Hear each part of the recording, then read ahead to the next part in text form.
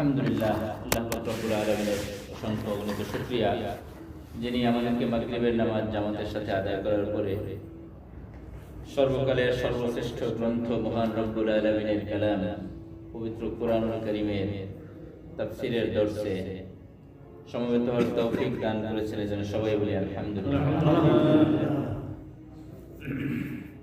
পবিত্র কোরআনুল কারীম পৃথিবীর সর্বশ্রেষ্ঠ, সর্বযুগের সর্বশ্রেষ্ঠ কিতাব। এই কিতাবের মাহাত্ম্য এতটাই যে ইতিপূর্বের আসমানি যত কিতাব নাজিল হয়েছে, এই কিতাব নাজিল হওয়ার সাথে সাথে পূর্বের সমস্ত কিতাবকে স্থায়ীভাবে রহিত করে দেওয়া হয়েছে। পূর্বের আদম আলাইহিস সালাম থেকে শুরু করে হযরত ঈসা আলাইহিস সালাম পর্যন্ত যত নবী রাসূলগণ এসেছেন, এই কোরআন নাজিল হওয়ার পরে সমস্ত নবীগণের শরীয়ত সমস্ত নবীগণকে রহিত করে দেওয়া হয়েছে। এক বর্ণনার মধ্যে এসেছে হযরতে উমর রাদিয়াল্লাহু আনহু আল্লাহর রাসূল সাল্লাল্লাহু আলাইহি ওয়াসাল্লামের কাছে একবার তাওরাত শরীফের একটা পৃষ্ঠা নিয়ে আসেন, খুব সুন্দর একটা বিষয়ের আলোচনা। হযরত উমর রাদিয়াল্লাহু আনহু এসে বললেন, ইয়া রাসূলুল্লাহ, তাওরাতের একটা পৃষ্ঠা খুবই সুন্দর একটা কথা আছে, আমি আপনাকে একটু পড়ে শোনাই। আল্লাহ রাসূলকে বললেন, হুজুর প্রত্যুত্তরে কি বলবেন এইটার অপেক্ষা না করে তিনি পড়াশোনা করে দিয়েছেন, পড়তে শুরু করেছেন। তিনি তো পড়ে যাচ্ছেন, এদিকে আল্লাহ রাসূল সাল্লাল্লাহু আলাইহি ওয়াসাল্লাম চেহারা রাগে গুসায় একেবারে রক্তিম হয়ে গেছে। আল্লাহ রাসূলের চেহারা রাগান্বিত হলে কেমন হতো সাহাবায়ে কেরাম এটাও বর্ণনা করেছেন, কান্নামা ফুকিয়া আসিরুর রুম্বান, মানে ডালিম চিপে গন্ড দেশে ছেড়ে দিলে চেহারা যেমন লাল হয়ে যায়, হুজুরের চেহারা এখন লাল হয়ে গেছে। এই অবস্থা চলতেছিল। এর মধ্যে হযরত আবু বকর সিদ্দিক রাদিয়াল্লাহু আনহু আসলেন। এসে দুইজনের দিকে চেহারা দিকে তাকাচ্ছেন, একবার আল্লাহ রাসূলের চেহারা আর একবার হযরত ওমরের দিকে। হযরত ওমর পড়তেছে, আল্লাহ রাসূলের চেহারা রাগান্বিত। আবু বকর সিদ্দিক রাদিয়াল্লাহু আনহু ওমরকে ধমক দেন, ওমর থামো, সাকিলাত উম্মু, তোমার মা তোমাকে হারাই ফেলবে। এটা আরবের একটা পরিভাষা, কাউকে যখন কেউ ভর্ৎসনা করে, তিরস্কার করে, তখন বলে তোর মা তোকে হারাই ফেলবে, তার মানে তুই কই জানা তুই হারাই ফেলবে। এটা আক্ষরিক অর্থ উদ্দেশ্য হয় না, মধ্যা উদ্দেশ্য হয় না, এটা একটা তিরস্কারমূলক শব্দ।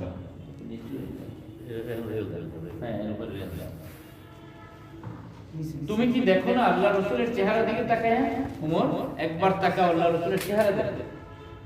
বলার পরে হযরত ওমর রাদিয়াল্লাহু আনহু আল্লাহ রাসূলের চেহারা দিকে তাকায় দেখতেছে আল্লাহ রাসূল সাল্লাল্লাহু আলাইহি ওয়াসাল্লামের চেহারা একদম ক্ষোভে রাগে বিবর্ণ। হযরত ওমর রাদিয়াল্লাহু আনহু মাযা আযনাবতু ইয়া রাসূলুল্লাহ, হে আল্লাহর রাসূল, আমি কি অপরাধ করে ফেলেছি, আমি তো বুঝি নাই, আমার কি অন্যায় হয়েছে এটা বুঝতে পারি না। আমি তো মনে করছি একটা ভালো পৃষ্ঠা, তাই আমি আপনার কাছে নিয়ে এসেছি একটু শোনানোর জন্য।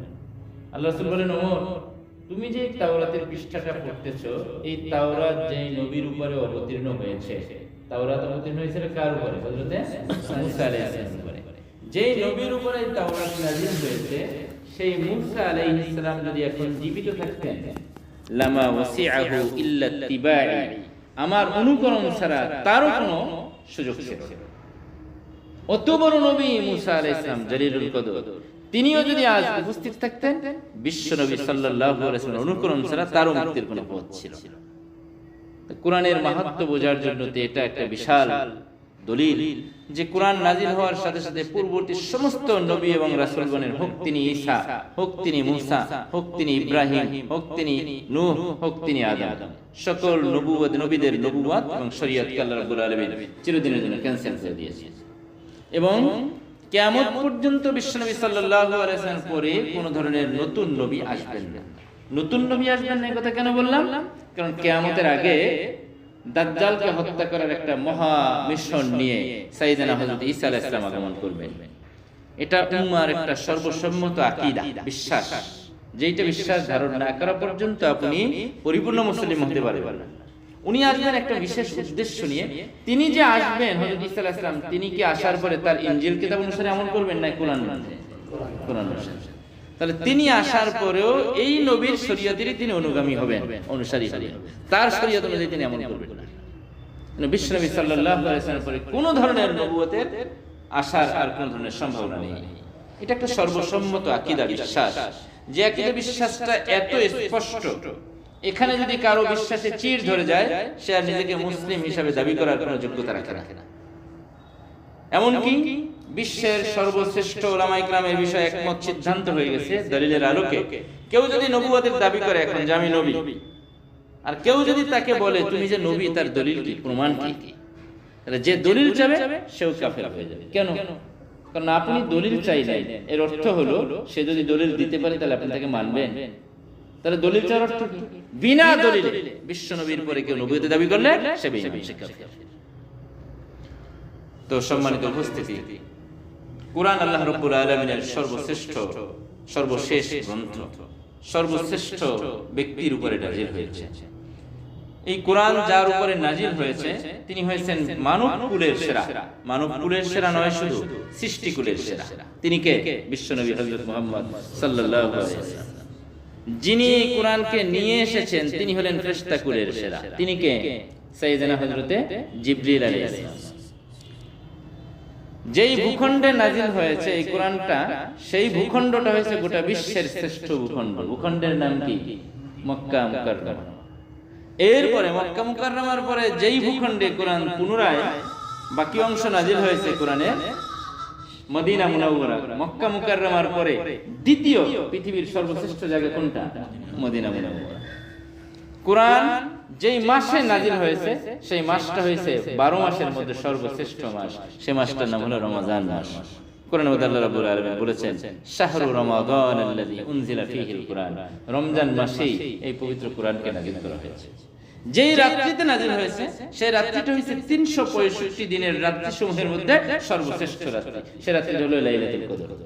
আল্লাহ তাআলা বলেছেন, ইন্না আনজালনাহু ফী লাইলাতুল কদর। আমি এটাকে লাইলাতুল কদরে নাজিল করেছি। যেই উম্মতের উপরে নাজিল হয়েছে সেই উম্মতের দাম কত? কোরআন বলে কুনতুম খায়রা উম্মাতিন। এ পর্যন্ত যত উম্মত অতিক্রান্ত হয়েছে, অতিক্রম করেছে, সকল উম্মতের উপরে তোমরাই শ্রেষ্ঠ, উম্মতে মুহাম্মাদী। এই যে বৈশিষ্ট্য, কোরআনের সাথে যে যেভাবে সম্পৃক্ত হয়ে যায়, যতটুকু সম্পৃক্ত হয় সে তত বেশি দামি হয়ে যায়, তত বেশি দামি হয়ে যায়। তো আল্লাহ রাব্বুল আলামিনের শুকর, আল্লাহ সুবহানাহু ওয়া তাআলা এমন বরকতময় এবং মহিমান্বিত গ্রন্থের আলোচনার মজলিসে সমবেত হওয়ার তৌফিক আমাদেরকে দান করেছেন, আলহামদুলিল্লাহ। পবিত্র কোরআনের তো বিশদ বিবরণ, বিশদ জ্ঞানের ভান্ডার। এ পর্যন্ত সারা পৃথিবীতে পবিত্র কোরআনের যত তাফসীর এবং ব্যাখ্যা গ্রন্থ রচিত হয়েছে, এটা কোরআন বাদ দিলে সারা পৃথিবীর সমস্ত বইগুলো মিলালেও এর সমান পর্যায়ে হবে না। 80 খণ্ড, 100 খণ্ড, 120 খণ্ড পর্যন্ত হুজ্জাতুল ইসলাম হযরত ইমাম গাযালী রাহমাতুল্লাহ আলাইহি কোরআনের এক তাফসীর করেছেন 120 খণ্ডে। ইয়াকুতুত তাওয়িল ফি আসরারিত তানজিল 120 খণ্ড। এটা এখন দুষ্প্রাপ্য, পাওয়া যাচ্ছে না।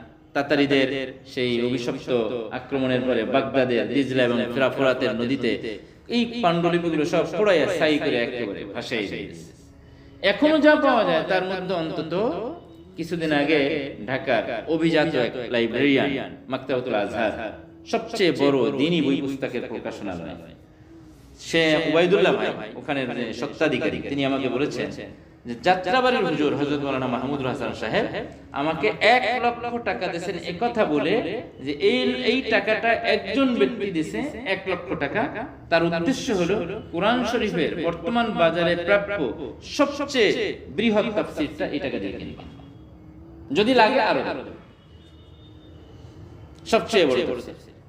পরে বলে এই তাফসীর কেনার জন্য আমি এসে যাই জামিয়া আজহার মিশরে। উনি মিশর থেকে মাল আনেন, সেই সুবাদে গেছেন, শুধু এইটাকে কেন্দ্র করে জন্য না।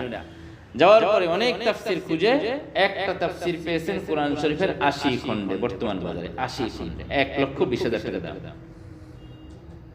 কিন্তু মজার ব্যাপার হলো, বিস্ময়ের ব্যাপার হলো, এই যে এত খণ্ড, 50 খণ্ড, 60 খণ্ড, 100 খণ্ড কোরআনের তাফসীর, কোন তাফসীরকারক একথা বলতে পারেননি যে আমি যে ব্যাখ্যাটা দিয়েছি এরপরে কোরআনের আর কোনো ব্যাখ্যা নেই, এখানেই শেষ। একথা বলার দুঃসাহস কেউ দেখেন নাই।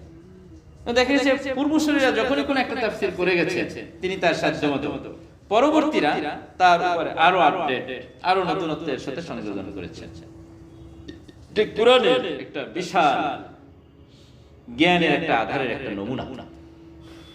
কোরআনের যে কোনো অংশ থেকে যদি আলোচনা করা যায় তো একটা বিষয়কে কেন্দ্র করে আলোচনা করলে লম্বা সময়ের প্রয়োজন হয়। আল্লাহ তাআলা আমাদেরকে কতদিন হায়াতে রাখবেন আমরা জানি না, কতদিন সুযোগ পাবো তাও জানি না। আমি আজকে ইচ্ছা করেই পবিত্র কোরআনের সূরা ইউসুফ থেকে প্রথম আয়াতটি আমি আপনাদের সামনে তেলাওয়াত করেছি। বহুবিধ কারণের মধ্যে একটা কারণ হলো আল্লাহ সুবহানাহু ওয়া তাআলা এই সূরাকে, সূরা ইউসুফকে কোরআনের মধ্যে আল্লাহ রাব্বুল আলামিন আহসানুল কাসাস, সর্বোত্তম ঘটনা বলেছেন। আচ্ছা, ঘটনা তো আমরা কত জানি, আমাদের ব্যক্তি জীবনে, পারিবারিক জীবনে অনেক ঘটনার অবতারণা ঘটে। আবার কোরআনের মধ্যে আল্লাহ রাব্বুল আলামিন অনেক ঘটনার অবতারণা করেছেন। আল্লাহ রাব্বুল আলামিন পবিত্র এই কোরআনের মধ্যে অন্তত 25 জন নবীর ঘটনা বর্ণনা করেছেন, কোনটা বিস্তারিত, কোনটা সংক্ষেপে। কিন্তু এত বিশাল ঘটনা সমূহের মধ্যে আল্লাহ রাব্বুল আলামিন সূরা ইউসুফকে, ইউসুফ আলাইহিস সালামের ঘটনাকে আহসানুল কাসাস বা সর্বোত্তম ঘটনা বলেছেন। এটার কারণ কি, এটা আমরা সামনে সব বিস্তারিত ইনশাআল্লাহ আলোচনা করার চেষ্টা করব। এই সূরার পূর্বের সূরার সাথে যোগসূত্র, আমরা যে সূরাটা এখন শুরু করছি, এই সূরা ইউসুফ, পূর্বের সূরার নাম হলো সূরা হুদ। এই সূরার সাথে পূর্বের সূরার সম্পর্ক কি? পূর্বের সূরার মধ্যে আল্লাহ রাব্বুল আলামিন পূর্বের সূরার শেষের দিকে, সূরা হুদের শেষের দিকে আল্লাহ রাব্বুল আলামিন তার প্রিয় হাবিবকে একটা বিশেষ উপদেশ দিয়েছেন। মক্কা আল্লাহ রাসূল সাল্লাল্লাহু আলাইহি ওয়াসাল্লাম কাফেরদের নির্যাতনে অতিষ্ঠ হয়ে গেছেন, অতিষ্ঠ। তাদের কাছে তো হুজুর কোনো পার্থিব কোনো বিনিময় চাননি, শুধু তাদেরকে এই কথারই দাওয়াত দিয়েছেন, তোমরা কল্পিত মূর্তি, দেবদেবীর উপাসনা এগুলো ছেড়ে এক আল্লাহকে স্বীকার করে দাও এবং তার আমি রাসূল এটা স্বীকৃতি দাও। এতটুকুই। মক্কি জীবনে এর চেয়ে খুব বেশি কোনো বিধানও ছিল না, শুধু কালিমা বিশ্বাসী হও আর নামাজ পড়ো। এছাড়া শরীয়তের বড় কোনো বিধিবিধান মক্কায় অবতীর্ণ হয় নাই। তো তারা এতটুকুতেই স্বীকৃতি দিল না, বরং তারা আল্লাহ রাসূল সাল্লাল্লাহু আলাইহি ওয়াসাল্লামের জানের দুশমনে পরিণত হয়ে গেল। আপনারা জানেন, পাগল, জাদুকর, গণক, কবি থেকে শুরু করে এমন কোন অন্যায় বিশেষণ তাদের কাছে ছিল না যেগুলো আল্লাহ রাসূলের কাছে তারা প্রয়োগ করেনি আলাইহিস রাসূলের ব্যাপারে।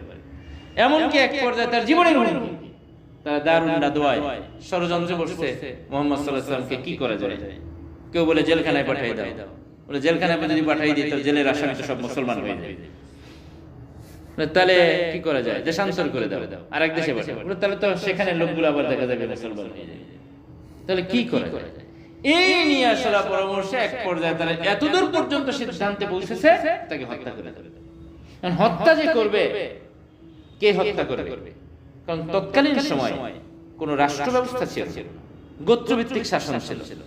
এক গোত্রের কোন লোককে আপনি হত্যা করবেন তো তার গোত্রের লোক আবার পাল্টা রিঅ্যাকশনে যাবে। দেশের সমাজের ব্যবস্থাটা কেমন ছিল? উর্দুতে বলে জিসকা লাঠি উসকা ভैंस, জোর যার মুল্লুকটা। আপনি তার গোষ্ঠীর একজনকে মেরেছেন, তার গোষ্ঠীর শক্তি আপনার চেয়ে বেশি, সে আপনার বিরুদ্ধে 10 জনকে মারে। কেন? এটাই নিয়ম। তুমি মারলা কেন একজন? আপনি তাদের একজন নারীকে মারছেন, তারা আপনার 10 জন পুরুষকে ফেলাই। এই রকমের একটা অসম বিচার এই সমাজের মধ্যে ছিল। এখন রাসূল কারীম সাল্লাল্লাহু আলাইহি ওয়াসাল্লাম তারা হত্যার পর্যন্ত ষড়যন্ত্র করে, কিন্তু হত্যা কে করবে? কোন একটা গোষ্ঠী যদি এর কাজে নেতৃত্ব দেয় তাহলে দেখা যাবে অন্য গোষ্ঠীগুলো এটার প্রতিশোধ গ্রহণ করবে। তারা এখানে একটা বিচক্ষণতার সাথে সিদ্ধান্ত নেয় প্রত্যেক গোষ্ঠীর একজন একজন করে থাকতে হবে, যাতে কোন গোষ্ঠী এই হত্যাকাণ্ডের রক্তের দায় থেকে মুক্ত না হতে পারে। তারা ষড়যন্ত্র করে, এই ষড়যন্ত্র থেকে হেফাজতের মালিক কে? আল্লাহ রাব্বুল আলামিন। আল্লাহ তো তার রাসূলকে হেফাজতে নিরাপদে মদিনা মুনাওয়ারায় পৌঁছে দিয়েছেন। তো এই মদিনায় যাওয়ার আগ পর্যন্ত আল্লাহ রাসূল খুব অতিষ্ঠ হয়ে পড়েছিলেন, মানসিকভাবে মাঝে মধ্যে বিপর্যস্ত হয়ে যেতেন, খুব ব্যথিত হতেন যে লোকগুলোর কাছে আমি পার্থিব কোনো বিনিময় চাই না, তা সত্ত্বেও তাদেরকে আমি ভালো কাজের দিকে ডাকি, তারা কি করতেছে। তো এই সূরার শেষের দিকে, সূরা হুদের শেষের দিকে আল্লাহ রাব্বুল আলামিন তার রাসূলকে উপদেশ দিলেন, হে রাসূল আপনি সবর করেন, ধৈর্য ধারণ করেন, আপনি ধৈর্য ধারণ করেন, আপনি ধৈর্যের উপরে অবিচল থাকেন। মক্কার জীবনে জিহাদের কোনো আয়াত নাযিল হয় না, এজন্য আল্লাহ রাব্বুল আলামিন শুধু উপদেশ দেন ধৈর্য ধরেন, ধৈর্য ধরেন, ধৈর্য ধরেন। ধৈর্যশীলদের সাথে আল্লাহ থাকেন, সবর করেন, তাদের সাথে উত্তম ভাবে মোকাবেলা করেন, তাদেরকে এড়িয়ে যান। এই ধরনের উপদেশমূলক বাক্য আল্লাহ রাব্বুল আলামিন মক্কায় দিয়েছেন। তো সূরা হুদের শেষের দিকে আল্লাহ রাব্বুল আলামিন আল্লাহ রাসূলকে ধৈর্যের উপদেশ দিয়েছেন। এখন কেমন ধৈর্য ধরতে হয় এটা একটা দৃষ্টান্ত আল্লাহ রাব্বুল আলামিন সূরা ইউসুফের মধ্যে বর্ণনা করতেছেন। আপনি মনে করেন মানসিকভাবে খুব বিপর্যস্ত, তো বড় টেনশনের মধ্যে পড়ে গেছে, আমার কাছে আসছেন, ভাই আমি তো শেষ, হয় না, আমি আপনাকে আপনার চেয়ে কোনো বড় বিপদগ্রস্ত ব্যক্তির কথা বললাম, অমুকে তো আপনার চেয়ে বড় বিপদগ্রস্ত আছে, সে যদি ধৈর্য হারা না হয়, আপনি কেন ধৈর্য হারা হবেন? আপনি একটু সান্ত্বনা পাবেন না? একটু সান্ত্বনা না? অবশ্যই সান্ত্বনা। আমার মানি ব্যাগ হারাই গেছে, আর একজনের তো পা ভেঙে গেছে, তো ওটা দেখলে তো আমি কিছুটা সান্ত্বনা পাবো। আল্লাহ রাব্বুল আলামিন তার প্রিয় হাবিবকে ধৈর্যের উপদেশ দিচ্ছেন, আর পাশাপাশি ধৈর্য ধারণের একটা উৎকৃষ্ট উদাহরণ সাইয়েদনা হযরত ইউসুফ আলাইহিস সালামের ঘটনাকে আল্লাহ রাসূল সাল্লাল্লাহু আলাইহি ওয়াসাল্লামকে শিক্ষা দিচ্ছেন। দেখেন, ইউসুফ তিনি তো আপনার চেয়ে শ্রেষ্ঠ নন, তিনি নবী, কিন্তু তার চেয়ে আপনি অনেক ঊর্ধ্বের, অনেক মর্যাদাবান। তিনি যেভাবে ধৈর্য ধারণ করছেন, তার ঘটনাটা আপনি একটু শুনেন, শুনলে এখান থেকে আপনি শিক্ষা পাবেন। সে যদি আপনার চেয়ে উত্তম না হওয়া সত্ত্বেও সে যদি এত বিপদে এত ধৈর্য ধারণ করতে পারে, আপনি তার চেয়ে কত ঊর্ধ্বে, আপনি কেন ধৈর্য ধারণ করতে পারবেন? এই হলো পূর্বের সূরার সাথে এই সূরার যোগসূত্র। এই সূরার শানে নুজুল। শানে নুজুল কি? শানে নুজুল বলতে এটার অবতরণের প্রেক্ষাপট, মানে কি ঘটনাকে কেন্দ্র করে, কি প্রসঙ্গে এই আয়াত বা সূরা নাযিল হয়। আরবিতে এটাকে বলে সাবাবুন নুজুল বা শানে নুজুল। শানে নুজুলের মধ্যে দুই ধরনের বক্তব্য পাওয়া যায়। এক ধরনের বক্তব্য হলো সাহাবায়ে কেরাম আল্লাহর রাসূলের সামনে আরজি করলেন, ইয়া রাসূলুল্লাহ, আপনি আমাদেরকে অনেক আল্লাহ তাআলার বিধান আদেশের কথা বলেন, নামাজ পড়ো, রোজা রাখো, হজ করো, যাকাত দাও, দান সদকা করো, জিহাদ করো, এগুলো তো বলেন, এগুলো তো আমরা শুনি, মানি, যথাসাধ্য চেষ্টা করি। তো মাঝে মাঝে যদি আমাদেরকে একটু ঘটনা শোনাইতেন ভালো হতো, তাহলে আমাদের ভালো লাগতো। একই বিষয়, কুরমা পোলাও বিরিয়ানি যত মজারই হোক, তিন বেলা কিন্তু খাওয়া যায়। ইলিশ মাছ নিঃসন্দেহে সুস্বাদু এবং আমাদের দেশের জাতীয় মাছ। আসলে জাতীয় মাছ হওয়ার কত যথেষ্ট কারণের মধ্যে রয়েছে, কিন্তু আপনি কয় বেলা খেতে পারবেন? এক বেলা, দুই বেলা, তিন বেলা, এরপর খাওয়া যায়, মুখ ফিরাই নাই। তখন মনে হচ্ছে একটু নিরামিষ সবজি হলে ইলিশ মাছের চেয়ে ভালো লাগে। তো এই বিধানের উপর পর্যায়ক্রমে আমল করার ফলে সাহাবায়ে কেরামের মনের মধ্যে এই ধরনের একটা মন মানসিকতা, ইয়া রাসূলুল্লাহ, একটা ভালো কোনো ঘটনা শোনাইতে পারতেন আমাদেরকে একটু। আল্লাহ রাসূল সাল্লাল্লাহু আলাইহি ওয়াসাল্লাম অপেক্ষা করছেন, কি ঘটনা শোনাবেন। আল্লাহ রাব্বুল আলামিন হযরত জিবরিল আলাইহিস সালামকে দিয়ে সূরা ইউসুফকে নাযিল করে দিলেন, এই ঘটনা শোনাইলেন। এবং ঘটনার শুরুতে আল্লাহ রাব্বুল আলামিন বলেন, এটা হলো আহসানাল কাসাস, সর্বোত্তম ঘটনা, এর চেয়ে ভালো কোনো ঘটনা হতেই পারে না। এটা কেন ভালো ঘটনা, এটার স্থান আলোচনা আমরা যথাস্থানে করব ইনশাআল্লাহ। এই হলো এক নাযিল হওয়ার প্রেক্ষাপট আমরা বললাম। এই সূরা অবতরণের আরেকটা প্রেক্ষাপট মুফাসসিরিন কিরাম বর্ণনা করেছেন, সেটা হলো নবী মুহাম্মদ সাল্লাল্লাহু আলাইহি ওয়াসাল্লাম, আপনারা জানেন, তিনি গোটা পৃথিবীর জাগতিক কোন শিক্ষা প্রতিষ্ঠানে পড়ালেখা তিনি করেন। নিজেই তিনি বলেছেন, বুইস্তু মুআল্লিমা, আমাকে আল্লাহ রাব্বুল আলামিন গোটা জগৎবাসীর শিক্ষক হিসেবে প্রেরণ করেছেন, আমি গোটা জগৎবাসীর শিক্ষক হিসেবে প্রেরিত হয়েছি। আবার তিনি বলেছেন, আল্লামানি রব্বি ফাআহসানা তা'লিমি ওয়া আদ্দাবানি রব্বি ফাআহসানা তা'দীবি, আমার শিক্ষক স্বয়ং আল্লাহ রাব্বুল আলামিন। দুনিয়ার কোনো মানুষের সাধ্য নেই বিশ্বনবী সাল্লাল্লাহু আলাইহি ওয়াসাল্লামকে শিক্ষা দিয়েছে একটা অক্ষর তার উস্তাদ দাবি করার সাধ্য নেই। আমাকে স্বয়ং আল্লাহ রাব্বুল আলামিন আমাকে শিক্ষা দিয়েছেন এবং সর্বোত্তম শিক্ষা তিনি আমাকে দিয়েছেন। বিশ্বনবী বলেছেন, কোরআনের আয়াতে আল্লাহ রাব্বুল আলামিন বলেছেন, ওমা কুনতা তাতলু মিন কিতাবিন ওয়া লা তাখুতুহু বিয়ামিনি ইযাল লারতাবাল মুবতিলুন। হে রাসূল, এই কোরআন নাযিলের পূর্বে আপনি একটা অক্ষর লিখতেও জানতেন না, আর একটা অক্ষর আপনি পড়তেও পারতেন না। আমি আপনাকে ইচ্ছা করে কোনো পড়ালেখা শিখাই নাই, কেন? যাতে মিথ্যুকরা আপনার ব্যাপারে এই প্রোপাগান্ডা ছড়াতে না পারে যে লোকটা তো ভালো শিক্ষিত, এই জন্য নিজে নিজে গবেষণা করে সাহিত্যের একটা সমাহার ঘটিয়ে আল্লাহর দিকে সম্বন্ধ করে দেয় আল্লাহর কালাম, এই কথা বলার কোনো সুযোগ তাদের জন্য বাকি রাখি নাই। এজন্য ইচ্ছা করে আপনাকে কোনো জাগতিক শিক্ষা আমি আপনাকে দেইনি, শিক্ষক স্বয়ং আল্লাহ রাব্বুল আলামিন। তো মক্কাবাসীরা, মক্কার মুশরিকরা মদিনার ইহুদিদের সাথে, মক্কায় ছিল মুশরিকদের মেজরিটি আর মদিনায় ছিল ইহুদি এবং মুশরিকরা পারস্পরিক সহাবস্থানে ছিল। মদিনা, মক্কায় কোনো ইহুদি ছিল না, ইহুদিদের বসবাস ছিল কোথায়? মদিনায়। তো মক্কার মুশরিকরা আল্লাহর রাসূলকে বিভিন্নভাবে বিভিন্ন প্রশ্ন বানায় জর্জরিত করার পরেও, সদুত্তর পাওয়ার পরে তাদের মুখ কালো হয়ে যায়, তারা কোনোভাবে আল্লাহর রাসূলকে নির্বাক লাজবাব করতে ব্যর্থ হলো। পরে তারা মদিনায় যায়, মদিনায় যাওয়ার পর মদিনার ইহুদিদের কাছে বলে, আমরা তো মুহাম্মদ সাল্লাল্লাহু আলাইহি ওয়াসাল্লামকে কোনোভাবে চুপচাপ করতে পারি না, তো তুমি আমাদের কোনো পলিসি শিখাই দাও। তো মক্কার মদিনার ইহুদিরা তাদেরকে বললে, একটা কাজ করো, তোমরা একটা প্রশ্ন তাকে করো, এই প্রশ্নের উত্তর যদি সে যথাযথভাবে দিতে পারে তাহলে বোঝা যাবে সে আল্লাহর। প্রশ্নটা কি? প্রশ্নটা হলো হযরত ইয়াকুব আলাইহিস সালাম, ইয়াকুব আলাইহিস সালাম আব্বার নাম হলো হযরত ইসহাক আলাইহিস সালাম, ইসহাক আলাইহিস সালাম আব্বার নাম হযরত ইব্রাহিম খলিল আলাইহিস সালাম। তাই হিসাবে ইব্রাহিম খলিলের ছেলের নাম ইসহাক, ইসহাকের ছেলের নাম ইয়াকুব, ইয়াকুবের ছেলের নাম ইউসুফ। 4 পুরুষ নবী। নবীদের মধ্যে এই বৈশিষ্ট্য অন্য কোন নবীর নাই যে একসঙ্গে 4 পুরুষ পর্যন্ত কি নবী, নিজে নবী, বাবা নবী, দাদা নবী, পরদাদা। এজন্য সহিহ বুখারীর এক বর্ণনায় এসেছে আল্লাহ রাসূলকে এক গ্রামের এক সাহাবী জিজ্ঞেস করছে, মান আকরামুন নাস, ইয়া রাসূলুল্লাহ, মানুষের মধ্যে সবচেয়ে সম্মানিত কে? হুজুর বললেন ইউসুফ নবিয়্যুল্লাহ, ইবনু নবিয়্যিল্লাহ, ইবনু নবিয়্যিল্লাহ, ইবনু খলিলিল্লাহ। মানে ইউসুফ তিনি আল্লাহর নিকটে সবচেয়ে সম্মানিত নবীদের বংশের দিক থেকে, কেননা তার বংশের মধ্যে 4 পুরুষ। তো যাই হোক, হযরত ইব্রাহিম আলাইহিস সালাম ওনার ছেলে ইসহাক আলাইহিস সালাম, তার ছেলে হযরত ইয়াকুব আলাইহিস সালাম। ইয়াকুব কোরআনে তার নাম এসেছে ইয়াকুব, হিব্রু ভাষায় তার নাম হলো ইসরাঈল। এই নামেই কোরআন শরীফে একটা সূরা আছে, সূরা বনী ইসরাঈল। ইসরাঈল এটা হিব্রু ভাষা, আরবিতে এটার ব্যবহার এসেছে। ইসরাঈল এটা একটা যৌগিক শব্দ, একক শব্দ না। ইসরা এক শব্দ, ইল এক শব্দ। ইসরা মানে হলো দাস, বান্দা, গোলাম। ইল মানে হলো আল্লাহ। এই হিসাবে ইসরাঈল এর যদি বাংলা অনুবাদ করেন তাহলে এর অর্থ হয় আল্লাহর বান্দা। আরবিতে এর অনুবাদ হয় আব্দুল্লাহ। তো ইয়াকুব আলাইহিস সালাম উনি তো আল্লাহর বান্দা ছিলেন, তো এই অর্থে ওনার নাম ইসরাঈল। হিব্রু ভাষায় এই নামটা ওনার ছিল। এখন ঈদের আদি বাসিন্দা, তারা আদি বাসিন্দা ছিলেন প্রাচীনকালের শাম, বর্তমান ফিলিস্তিন। বর্তমান যে ফিলিস্তিন এটা প্রাচীন শাম। এখন তো ফিলিস্তিন এবং সিরিয়া পাশাপাশি দুটি রাষ্ট্র, কিন্তু সেকালে এই দুটোর আলাদা ভৌগোলিক মানচিত্র ছিল না, বরং দুটি একত্রে বৃহত্তর। এটার নাম ছিল শাম। বর্তমান সিরিয়ার প্রাচীন নাম কি? শাম। এই শামেরই একটা অংশ ছিল ফিলিস্তিন।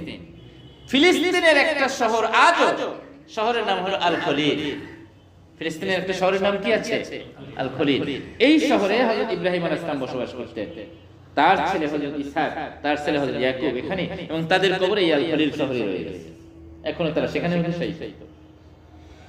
তো তাদের আদি বাসিন্দা তারা হলেন শামে, সিরিয়া। বর্তমান মানচিত্রে এটা সিরিয়া বা ফিলিস্তিন বলা যায়। এখন মক্কাবাসীদেরকে মদিনার মুশরিকরা, মদিনার ইহুদিরা শিখিয়ে দিল যে তুমি মুহাম্মদ সাল্লাল্লাহু আলাইহি ওয়াসাল্লামকে প্রশ্ন করো যে বনী ইসরাঈলরা তাদের আদি বাসিন্দা হলো তারা সিরিয়া, কিন্তু তারা মিশরে কিভাবে স্থানান্তরিত হলেন? মিশর তো সিরিয়ার অন্তর্ভুক্ত না, এটা ভিন্ন একটা রাষ্ট্র, দেশ। তো তাদের পূর্বপুরুষরা ছিলেন সিরিয়ায়, সেখান থেকে মিশরে যাওয়ার কারণটা কি? কেন গেলেন, কিভাবে গেলেন? আচ্ছা বলেন, ওই যুগে আল্লাহ রাসূল সাল্লাল্লাহু আলাইহি ওয়াসাল্লাম এমনি কোনো পড়ালেখা শিখেন নাই, তিনি কোনো ইতিহাস পড়েন নাই। কাজে আর এই প্রশ্নটা করার একটা বিশেষ কারণ কি? কারণ ইউসুফ আলাইহিস সালামের এই ঘটনাটা মক্কার মুশরিকদের কাছে তো জানাই ছিল না, এমনকি আহলে কিতাব যারা ইহুদি খ্রিস্টান তারাও ব্যাপকভাবে এটা জানতো না। এটা খুব কম সংখ্যক মানুষই এই ঘটনা জানতো, এবং তাওরাতের মধ্যে এই ঘটনাটা এসেছে বটে, কিন্তু কোরআনের মধ্যে এত বিস্তারিত না। সেখানে মধ্যে আসছে সংক্ষিপ্ত আকারে। যতটুকু জানছে সেটাই তাদের বড়াই ছিল, গর্ব ছিল যে এই ঘটনা তো আর কেউ জানে না। মক্কার মুশরিকরা জানার সুযোগই নেই। আর নবী মুহাম্মদ সাল্লাল্লাহু আলাইহি ওয়াসাল্লাম যেহেতু মক্কায় থাকেন, তিনি জানবেন কোথা থেকে? তো তোমরা তাকে জিজ্ঞেস করো যে বনী ইসরাঈলের আদি বাস ছিল সিরিয়ায়, তারা এখান থেকে মিশরে কিভাবে স্থানান্তরিত হলেন? এটা যদি বলতে পারে তাহলে বুঝতে হবে সত্যিকারের তিনি নবী, আর যদি এটা বলতে না পারে তাহলে বুঝতে হবে তিনি নবী না। মক্কার মুশরিকরা আনন্দ উদ্বেলিত হয়ে এরপরে এই প্রশ্ন নিয়ে মক্কায় আসে। তখন আল্লাহ রাসূল মক্কায় আসে, মদিনায় হিজরত করেন নাই। আসার পরে তাকে প্রশ্ন করছে, আচ্ছা আপনি যে নিজেকে দাবি করেন আপনি নবী, আল্লাহর রাসূল, আপনার কাছে আল্লাহর পক্ষ থেকে বার্তা আসে, ফেরেশতা আসে, আমাদের একটা প্রশ্নের আপনি উত্তর দিতে পারবেন? বলে বড় প্রশ্ন হলো বনী ইসরাঈল সেখানে প্রশ্ন। বনী ইসরাঈলরা তাদের বসবাস ছিল সিরিয়া, সেখান থেকে মিশরে তারা কেমন গেল? এইটার ঘটনাটা যদি আপনি আমাদেরকে বলতে পারেন এবং নবী ইউসুফের পুরো ঘটনা যদি আপনি শোনাইতে পারেন, আমরা বুঝতে পারবো আপনি আল্লাহর রাসূল। এই প্রশ্নের প্রেক্ষাপটে আল্লাহ রাব্বুল আলামিন গোটা সূরা ইউসুফকে জিবরিল আলাইহিস সালাম দিয়ে একসঙ্গে নাযিল করে দিয়ে দেন। কোরআন শরীফের মধ্যে আল্লাহ রাব্বুল আলামিন বিভিন্ন নবীদের ঘটনা বর্ণনা করেছেন। যেমন একটু আগে আমি বললাম অন্তত 25 জন নবীর ঘটনা সংক্ষিপ্ত বা বিস্তারিত, কোথাও বিস্তারিত কোথাও সংক্ষেপে বর্ণনা করেছেন। কিন্তু ধারাবাহিকভাবে গোটা কোরআনের মধ্যে একমাত্র পূর্ণাঙ্গ ঘটনা বর্ণনা করেছেন হযরত ইউসুফ আলাইহিস সালাম। এই ছাড়া অন্যান্য নবীদের ঘটনা যেটা বর্ণনা করেছেন সেটা আংশিক খণ্ডিত অংশ, কোন সূরার মধ্যে এক অংশ, আরেক সূরার মধ্যে অপর অংশ, আরেক সূরার মধ্যে ভেঙে ভেঙে। কিন্তু গোটা কোরআনে বিস্তারিত ধারাবাহিকভাবে একটা ঘটনাই বর্ণিত হয়েছে। সেই ঘটনাটা কার? ইউসুফ আলাইহিস সালাম। গোটা কোরআনের মধ্যে এই ঘটনাকে আল্লাহ রাব্বুল আলামিন পুরো ঘটনাকে ধারাবাহিকভাবে বর্ণনা করেছেন। অন্য কোন ঘটনাকে আল্লাহ রাব্বুল আলামিন ধারাবাহিকভাবে বর্ণনা করেন নাই। এর কারণ কি? এর কারণ হলো কোরআন তো আসলে কোনো ঘটনার বই না, গল্পের বই না, কিস্সা কাহিনীর বই না। আবার কোরআনের মূল উদ্দেশ্য ইতিহাস বর্ণনা করাও নয়। কোরআনের মূল উদ্দেশ্য হলো হেদায়েত। কোরআনের মূল উদ্দেশ্য কি? মানুষকে সুপথ প্রদর্শন করা, হেদায়েত, সঠিক রাস্তা দেখানো। সেইটার স্বার্থে, হেদায়েতের স্বার্থে যখন যেখানে যতটুকু ঘটনার প্রয়োজন হয়েছে আল্লাহ সুবহানাহু ওয়া তাআলা ঠিক সেখানে ততটুকু ঘটনার অবতারণা এনেছেন। এর বেশি আল্লাহ রাব্বুল আলামিন বর্ণনা করেন নাই, যেখানে যতটুকু প্রয়োজন। তাহলে সূরা ইউসুফকে এত বিস্তারিত কেন বর্ণনা করলেন? পিছনের প্রশ্নের উত্তর যদি আপনাদের বুঝে থাকে, মনে আসে, তাহলে এটার উত্তর পেয়েছেন। যেহেতু এটাতে একটা প্রশ্নের প্রেক্ষাপটে আল্লাহ রাব্বুল আলামিন নাযিল করেছেন। তাদের একটা দাবি ছিল যে পুরো ঘটনা আমাদেরকে শোনাও, তারা সিরিয়া থেকে কিভাবে মিশর গেলেন এটা বলো। এই দাবির প্রেক্ষাপটে এটা নাযিল হয়েছে। এইজন্য আল্লাহ রাব্বুল আলামিন ধারাবাহিকভাবে পুরো সূরাটাকে এখানে নাযিল করেছেন। আমরা পূর্বের সূরার সাথে যোগসূত্র এবং এই সূরার অবতরণের প্রেক্ষাপট এই বিষয়ে আলোচনা করলাম। প্রথম আয়াতের মধ্যে আল্লাহ রাব্বুল আলামিন বলেন আলিফ লাম র।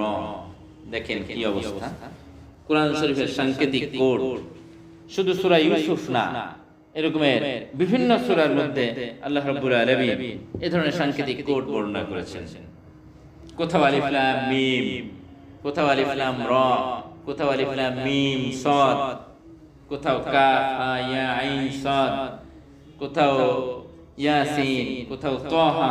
এই ধরনের সাংকেতিক কোড, সাংকেতিক কিছু শব্দ আল্লাহ রাব্বুল আলামিন ব্যবহার করেছেন বিভিন্ন সূরার প্রারম্ভিকায়। অনুবাদ দেখেন, সব জায়গায় দেখবেন ইয়াসিন, বাংলায় লেখছে ইয়াসিন, মানে এটার অর্থ সে লেখে নাই। তাহা বাংলায় লেখছে তাহা, এটার অর্থ সে জানে না। আলিফ লাম মিম যালিকাল কিতাবু লা রাইবা ফীহি, এই কিতাবের মধ্যে কোনো সন্দেহ নাই, এটা ঠিক আছে। কিন্তু আলিফ লাম মিমের জায়গায় কি লিখছে? ওইটুকুই লিখছে আলিফ লাম মিম, এর অর্থ সে লিখতে পারে না। এটা আল্লাহ রাব্বুল আলামিনের একটা বিশেষ মাহাত্ম্য। এর মধ্যে কি নিগূঢ় রহস্য লুকায়িত আছে সেটা আল্লাহ সুবহানাহু ওয়া তাআলা ভালো জানেন। আর যার প্রতি কোরআন অবতীর্ণ হয়েছিল তিনি জানেন। তিনি জানেন কিনা এই বিষয়ে দুই ধরনের বক্তব্য পাওয়া যায়। বিশুদ্ধতম বর্ণনা অনুযায়ী আল্লাহর রাসূল এর মহত্ব সম্পর্কে জানতেন। কিন্তু দেখেন 1 লাখের উপরে সাহাবায়ে কেরাম ছিলেন, কোন সাহাবী এই বিষয়ে আল্লাহর রাসূলকে কখনো প্রশ্ন করেন নাই। ইয়া রাসূলুল্লাহ, আলিফ লাম র মানে কি? ইয়াসিন অর্থ কি? তাহা মানে কি? আলিফ লাম মিম মানে কি? এই প্রশ্ন একজন সাহাবী, একটা দুর্বল বর্ণনায় পাওয়া যায় না যে কোন একজন সাহাবী আল্লাহর রাসূলকে প্রশ্ন করেছেন। সাহাবায়ে কেরামের বৈশিষ্ট্য কি ছিল?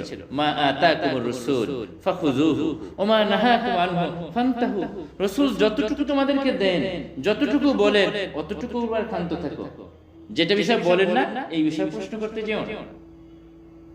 কোরআনের আয়াতের মধ্যে আল্লাহ রাব্বুল আলামিন এই অবান্তর প্রশ্ন, অপ্রয়োজনীয় প্রশ্ন নিষেধ করে আল্লাহ রাব্বুল সরাসরি কোরআনের আয়াত নাযিল করে দিয়েছেন।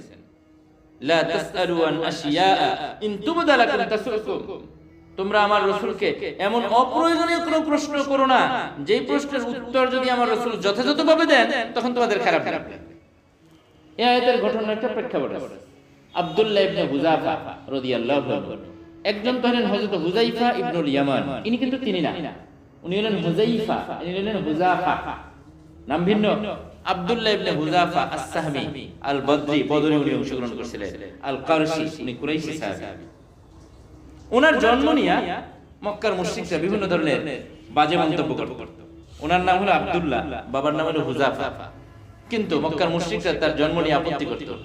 তোর বাবা হুযাফা না রে, তুই অন্য বাবার সন্তান। কারণ এই সন্দেহ করার যথেষ্ট কারণ ছিল। সেই সমাজে তো জেনা ব্যভিচারের একটা সহজলভ্য ছিল, এটা কোনো কঠিন কোনো বিষয় ছিল না। একটা নারী কত পুরুষের সাথে মেলামেশা করছে, কোনো ইয়াত্তা নাই। সমাজের কত নৈতিক অবক্ষয়ের কত অতল গহ্বরে তারা নিমজ্জিত ছিল, আপনি বুঝবেন তাদের বৈবাহিক ব্যবস্থাটা কেমন ছিল। সহিহ বুখারীতে ইমাম বুখারী রাহমাতুল্লাহ আলাইহি মোট 11 পদ্ধতির বিয়ের আলোচনা করেছেন জাহেলি যুগে। 11 পদ্ধতির বিয়ের পদ্ধতি। এর মধ্যে একটা বিয়ের পদ্ধতি ছিল কি, একটা মেয়ে তার ইচ্ছা মতো যৌবনে পদার্পণ করার পরে ইচ্ছে মতো যতগুলো পুরুষের সাথে ইচ্ছা সে রাত্রি যাপন করবে। এখন কত ছেলের সাথে সে মিশছে, ঘটনাক্রমে কার মাধ্যমে তার পেটে বাচ্চা এসেছে সে নিজেও জানে না, না জানে সে ছেলে, না জানে মেয়ে। এখন বিবাহ এখনো হয় নাই, বিবাহ বহির্ভূত সম্পর্ক।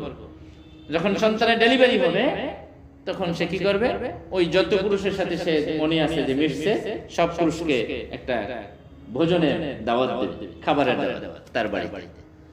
যত পুরুষের সাথে মিশছিল সবাই তার বাড়ি আসবে। আসার পরে এরপরে সে সবাইকে দেখবে, দেখার পরে নিজের কোলের রাখা সন্তানটা যে কোনো একজন পুরুষের কোলে দিয়ে বলবে এই ছেলের বাবা তুমি। এটা বলার পরে কেবল ওই বাবার সাথে, এই মানে ওই পুরুষের সাথে এই মেয়ের বিয়ে হবে। দেখেন তো, বিয়ে আগে না সন্তান আগে? সন্তান আগে। সন্তান আগে, সন্তান হওয়ার পরে সন্তান যার কোলে দিবে এই সন্তানের বাবা সে। এটা ছিল তাদের 11 পদ্ধতির জাহিলি যুগের বিবাহের একটা পদ্ধতি। এখান থেকে বুঝেন তাদের সমাজটা কত অন্ধকারাচ্ছন্ন ছিল এবং কত নোংরা ছিল। কি কথা বলতেছিলাম, কি কথাই ছিলাম? তো হযরত আব্দুল্লাহ ইবনে হুযাফা রাদিয়াল্লাহু আনহু, মনে রাখতে হবে, আব্দুল্লাহ ইবনে হুযাফা, ওনার জন্ম সম্পর্কে প্রশ্ন মনে আছে না ঘটনা? সন্দেহ করতো যে তোমার বাবা হুযাফা না, তুমি অন্য কোনো বাবার সন্তান। ওনার এটা মনে কষ্ট লাগতো, মাঝে মাঝে মন খারাপ লাগতো। উনি এসে ভরপুর এক মজলিসে আল্লাহ রাসূল বসা, সাহাবা ইকরাম বিভিন্ন প্রশ্ন করতেছেন, এই প্রশ্ন সেই প্রশ্ন, প্রশ্ন বাণী জর্জরিত করে আল্লাহ রাসূলকে অনেকটা প্রতিষ্ঠিত করে ফেলেছে। হুজুর বিষণ্ণ, যার যা প্রয়োজন সে প্রশ্ন করে, যার যেটা প্রয়োজন নাই সে প্রশ্ন করে। বুখারী শরীফের হাদিসের মধ্যে এসেছে, এক বেদুইন দাঁড়াই কয়, ইয়া রাসূলুল্লাহ ইন্না নাকাতি কদ দাল্লাত ফাআইনা হুয়া, আমার উটনি হারাই গেছে, ওটা এখন কোথায় আছে হুজুর বলেন তো? কত এই কোনো প্রশ্নের বিষয়? হুজুর আমার ছাগল হারাই গেছে, ওটা কোথায় আছে বলেন তো? হুজুর বলেন যাও অমুক জায়গায় বাবলা গাছের তলে সাথে তোমার উটনি রশি দিয়ে পেঁচাই এসে ছুটতে পারতেছ না, যাও। আচ্ছা, এই প্রশ্ন তো এখানে কোনো প্রয়োজন না, কিন্তু এই প্রশ্নগুলো দেখে আল্লাহ রাসূল মানসিকভাবে মানে কষ্ট পাচ্ছেন, অস্থির হচ্ছেন এবং রাগ করতেছেন যে ফালতু প্রশ্ন করতেছে। এক পর্যায়ে রেগে আল্লাহ রাসূল সাল্লাল্লাহু আলাইহি ওয়াসাল্লাম বলেই ফেলেছেন, সালুনি মা বাদাল, সালুনি মা বাদাল, যা মনে চায় প্রশ্ন করো, যত প্রশ্ন আছে আজকে এখানে বসে উত্তর দিয়ে যাবো, দেখি কি হয়েছে আমাদের প্রশ্ন কত। আব্দুল্লাহ ইবনে হুযাফা সাদাসিধে সাহাবা, বেশি প্যাচগোজ বুঝে না। আচ্ছা, অনেক সময় যে নির্দেশ দেওয়ার উদ্দেশ্য হয় নিষেধ করা, এটা তো বুঝতে হয়। অনেক সময় নির্দেশের উদ্দেশ্য কি হয়? নিষেধ করা। ছেলে বারবার একটা দাবি করতেছে, আমার একটা মোবাইল কিনে দাও, মোবাইল কিনে দাও। বাবা বলতেছে না, ছাত্র জীবনে কিনিস না, পড়াশোনা নষ্ট হবে। হ্যাঁ, বলতেছে না, বেতনটা পাই, টাকাগুলো ঠিক কর, যা যা তোরা সাইতে কর। আচ্ছা, বুদ্ধিমান ছেলে ফেলে ওই টাকা নিয়ে দৌড় দিবে মোবাইল কিনতে, না বুঝবে যে বাবার এখানে আসলে উদ্দেশ্য এটা অনুমতি দেয় না, মানে নিষেধ করা। ছাত্র উস্তাদের কাছে ছুটি চায়, হুজুর আমার একটু বাড়ি যেতে হবে, বাড়ি যেতে হবে। হুজুর বলতেছে এখন যাস না, সামনে পরীক্ষা, পরীক্ষার ছুটিতে যাইস। বলতেছে না, পিছে ও মানে নাশাওর বান্দা, পিছনে লেগেই আছে, বাড়ি যেতেই হবে। বলছে যা, তোরে একেবারে স্থায়ী ছুটি দিয়ে দিলাম, যা তো যেমন যা তাই কর। আচ্ছা, যদি আদর্শবান ছেলে হয়, বুদ্ধিমান হয়, সে কি বাড়ি যাবে? যাবে যাবে। তখন রাসূল কারীম সাল্লাল্লাহু আলাইহি ওয়াসাল্লাম রাগান্বিতই বলতেছেন, সালুনি মা বাদালাকুম, যা মনে চায় প্রশ্ন করো, আমি সব প্রশ্ন উত্তর দেব, মা দুমতু ফি হাযাল মাজলিস, যতক্ষণ এখানে মধ্যে আছি, যত প্রশ্ন আছে সব প্রশ্ন উত্তর দেব। আব্দুল্লাহ ইবনে হুযাফা সহজ সাধারণ একটা মানুষ, এত প্যাচগোজ বুঝেন না। উনি বলতেছেন হুজুর তো প্রশ্ন করতে বলছে, তাহলে আমি একটা প্রশ্ন করি। মানুষের মধ্যে বিভিন্ন রকমের মানুষ থাকে না, সহজ সাধারণ। উনি দাঁড়ায় বলতেছে, ইয়া রাসূলুল্লাহ মান আবি, হে আল্লাহর রাসূল আমার আব্বাকে বলেন তো একটু, আমার আব্বাকে বলেন তো একটু, আমার আব্বার নাম কি? আচ্ছা, আপনি পিছনের ঘটনা বুঝে থাকলে বুঝবেন যে এই প্রশ্ন করার একটা হেতু ছিল, কারণ তার বাবা নিয়ে মানুষ কি করতো? সংশয় প্রকাশ করতো, সন্দেহ করতো। ঠিক এই মজলিসে হুজুর রেগে আছে, সে বলে হুজুর আমার আব্বার নাম কি? হুজুর বলেন আবুকা হুযাফা, যা তোর আব্বার নাম হুযাফা। হযরতে আব্দুল্লাহ ইবনে হুযাফার আম্মা আবার পর্দার আড়ালে ছিলেন। বাসায় যাওয়ার পর হুযাফার দিয়েছেন, আব্দুল্লাহ দিয়েছেন ধমক, বোকা কোথাকার, তুই অতগুলি মানুষের সামনে আল্লাহ রাসূলকে এভাবে প্রশ্ন করলি। জাহেলি যুগে আমরা যখন ইসলাম গ্রহণ করি নাই, জেনা বিচার কে করেনি? আমি তো কত জায়গায় কত খারাপ কাজের সাথে জড়িত হয়ে গেছিলাম। আজকে সবাই জানে তোর বাবার নাম হুযাফা, যদি আল্লাহ রাসূল আজকে অন্য কারো নাম বলতেন তা তোর ইজ্জত থাকতো কোথায়? আমি কার কাছে মুখ দেখাইতাম কিভাবে? বল, এই ফালতু প্রশ্ন করে কেউ? বলতেছে মা, যদিও এটা বাহ্যিকভাবে ফালতু প্রশ্ন, কিন্তু এইটার সাথে আমার একটা বিশাল কষ্ট জড়িত।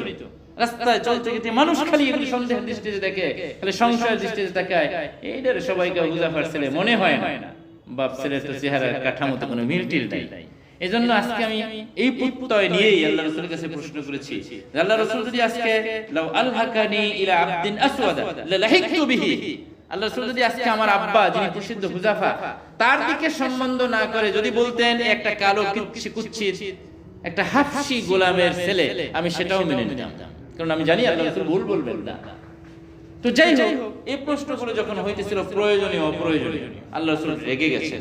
হযরত ওমর রাদিয়াল্লাহু আনহু উনি বিচক্ষণ সাহাবী, মজলিসের মধ্যে বসা, মাথা নত করে একদম দোজানু হয়ে আত্তাহিয়াতুস সূরাতে বসে বলে, রাদিতু বিল্লাহি রাব্বা ওয়া বিল ইসলামি দীনা ওয়া বি মুহাম্মাদিন সাল্লাল্লাহু আলাইহি ওয়াসাল্লাম নবিয়্যা।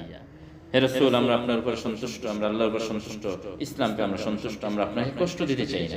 এটা বলার পর আস্তে আস্তে আস্তে আস্তে বারবার তিনি বলতেছিলেন, আল্লাহ রাসূল শান্ত হলেন, স্বাভাবিক হলেন। এই ঘটনার পরে আল্লাহ রাব্বুল আলামিন আয়াত নাযিল করেন, ইয়া আইয়ুহাল্লাযীনা আমানু লা তাসআলু আন আশিয়া ইন তুবদা লাকুম তাসুকুম। হে মুমিনরা, তোমরা নিষ্প্রয়োজনীয় প্রশ্ন করো না, যেটা প্রয়োজন সেটা করো। এমন প্রশ্ন করো না যে প্রশ্নের উত্তর যদি তোমাকে দেওয়া হয় তখন তোমার খারাপ লাগবে।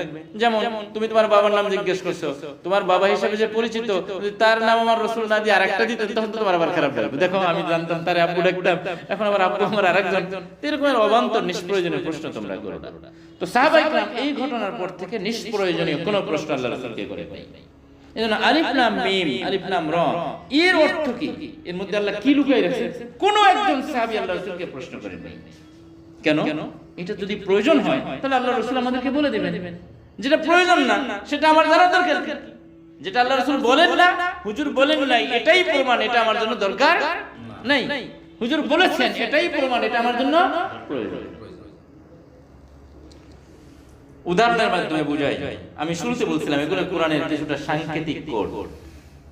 মনে করেন আপনি কাপড়ের দোকানে গেছেন, বড় কোনো বন্ধুর, আপনার বন্ধু একটা কাপড় ব্যবসায়ী, বড় কাপড়ের দোকান, যাই বলতেছেন, দোস্ত তোমার ভাবির জন্য একটা শাড়ি দাও, বাছাই করে ভালো একটা শাড়ি দাও, চয়েস করো।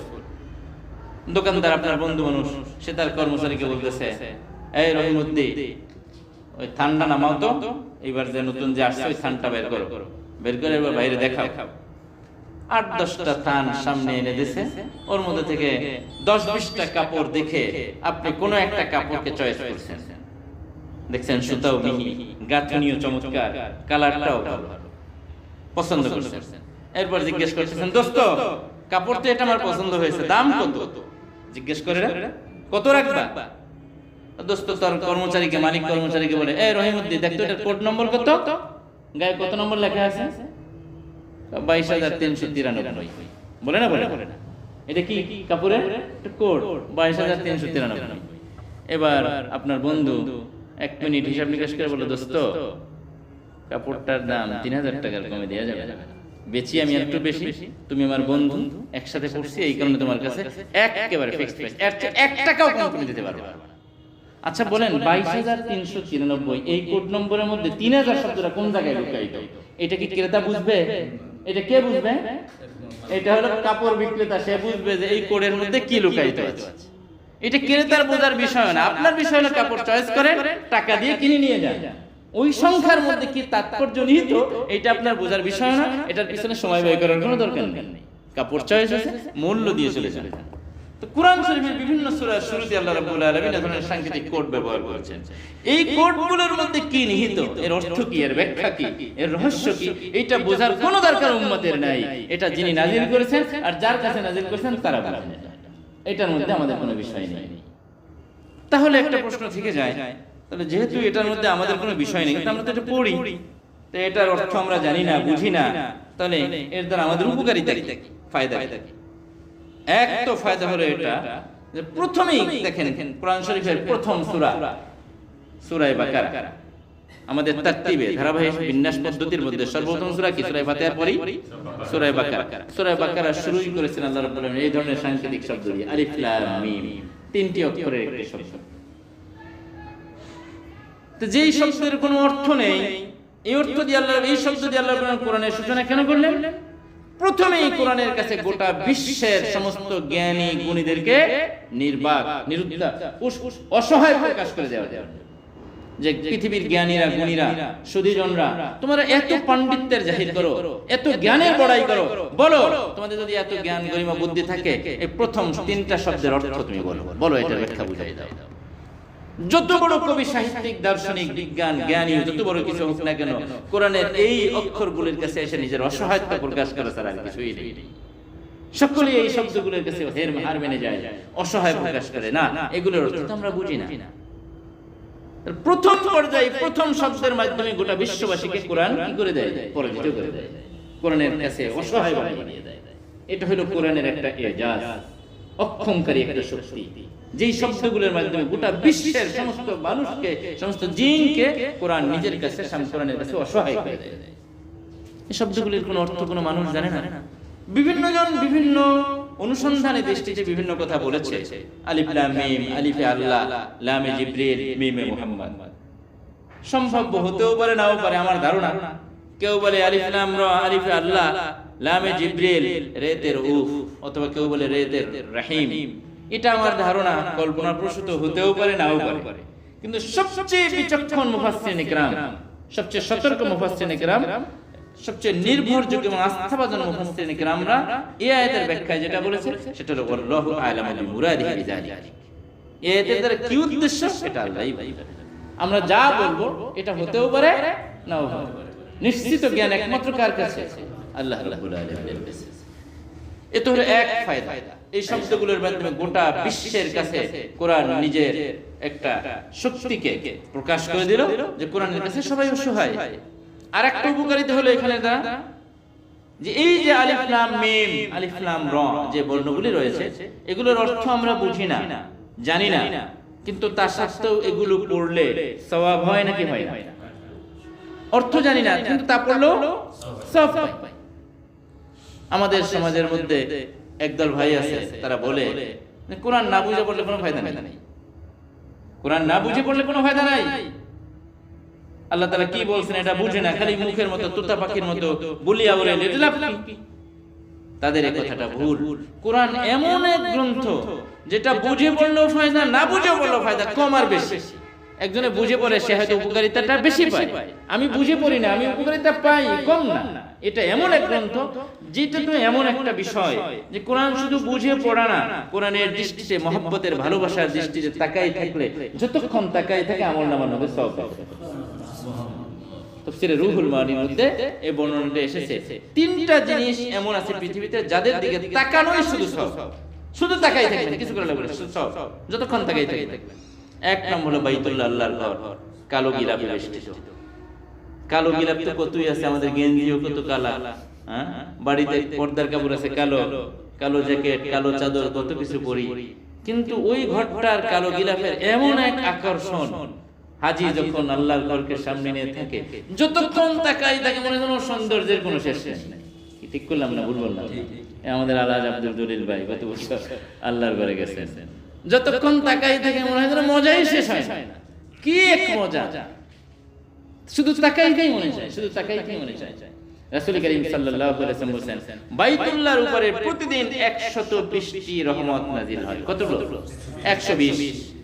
এর মধ্যে যারা বাইতুল্লাহর তাওয়াফ করে, তাওয়াফকারীদের উপরে 60টি রহমত, 60টি, 60 7 নয়, জি 120 এর অর্ধেক চলে যায়। আর যারা নামাজ পড়ে কাবা শরীফে, তারা পায় 40টি। দেখেন এখানে নামাজের চেয়ে বেশি ফজিলত কিসে? তো কারণটা কি? কারণ নামাজ পড়ার জন্য পৃথিবীর যে কোনো জায়গায় পড়া যায়, তাওয়াফ তো বাইতুল্লাহ ছাড়া কোথাও নেই, আছে নাকি? বাইতুল্লাহ ছাড়া কোথাও? আমাদের এই মসজিদে তাওয়াফ করলে সওয়াব হবে আর গুনাহ হবে? কোন পীরের মাজারে তাওয়াফ করলে সওয়াব হবে না, গুনাহ হবে? গুনাহ হবে। তাওয়াফের মধ্যে একমাত্র নির্ধারিত স্থান হলো বাইতুল্লাহ। এজন্য এখানে ইচ্ছা ছাড়া কোথাও তাওয়াফের জায়গা নেই। তাওয়াফকারীদের উপরে 60টি রহমত অবতীর্ণ হয়। নামাজ যারা করে তাদের উপরে রহমত অবতীর্ণ হয় কয়টি? 40টি। আচ্ছা, কিছু মানুষ আছে যারা তাওয়াফ করতে পারে না, কষ্ট হয়, কোমরে ব্যথা, হাঁটু ব্যথা। আবার কিছু মানুষ আছে নামাজ কিছুক্ষণ পড়ছি, এখন আর ভালো লাগে না, কিন্তু বাইতুল্লাহটা ছেড়েও যেতে মনে চায় না, বাইতুল্লাহর চত্বরে একটু বসে থাকে, আছে না? বাইতুল্লাহর দিকে তাকাই আছে। আল্লাহ রাসূল বলেন যে শুধু তাকাই থাকে ভালোবাসার দৃষ্টি দিয়ে, তার আমলনামার মধ্যে 20টা রহমত আল্লাহ রাব্বুল আলামিন লিখে রাখেন। 20টা রহমত। তো বলছিলাম 3টি জিনিস এমন আছে যাদের দিকে শুধু তাকানো সওয়াব। এক নম্বরে কি? বাইতুল্লাহ। দ্বিতীয় নম্বরে হলো পবিত্র কোরআনুল কারীম। যে পড়তে পারেন পড়বেন, পড়তে পারেন না কোরআন শরীফ তাকান, শুধু মহব্বতের দৃষ্টি যে এটা আমার আল্লাহর কালাম, এটা আল্লাহ রাব্বুল আলামিনের বাণী, আল্লাহ তাআলা তার রাসূলের উপর নাযিল করেছেন, আমি পড়তে পারি না, হায় আফসোস। এই যে একটা আফসোস, ব্যথা, এটা নিয়ে তাকাইতে থাকেন, আল্লাহ আপনার আমলনামার মধ্যে সওয়াব দিয়ে দিয়েছেন। শুধু তাকাই থাকেন। কয়টা গেল? 2 নাম্বার 3, এটা হলো বর্তমান সমাজের সবচেয়ে অবহেলিত, যেটা মূল্যায়ন আমরা করি না, মূল্য দেই না, সেটা হলো আমাদের প্রত্যেকের ঘরে ঘরে আছে আব্বা মা, বাবা মা। তিরমিজির বর্ণনায় এসেছে রাসূল করিম সাল্লাল্লাহু আলাইহি ওয়াসাল্লাম ইরশাদ করেছেন, মা মিন ওয়ালাদিন বাররিন ইয়ানজুরু ইলা ওয়ালিদাইহি নাযরাতা রাহমাতিন ইল্লা কাতাবাল্লাহু বিহা হাজ্জাতান মাবরুরাতান।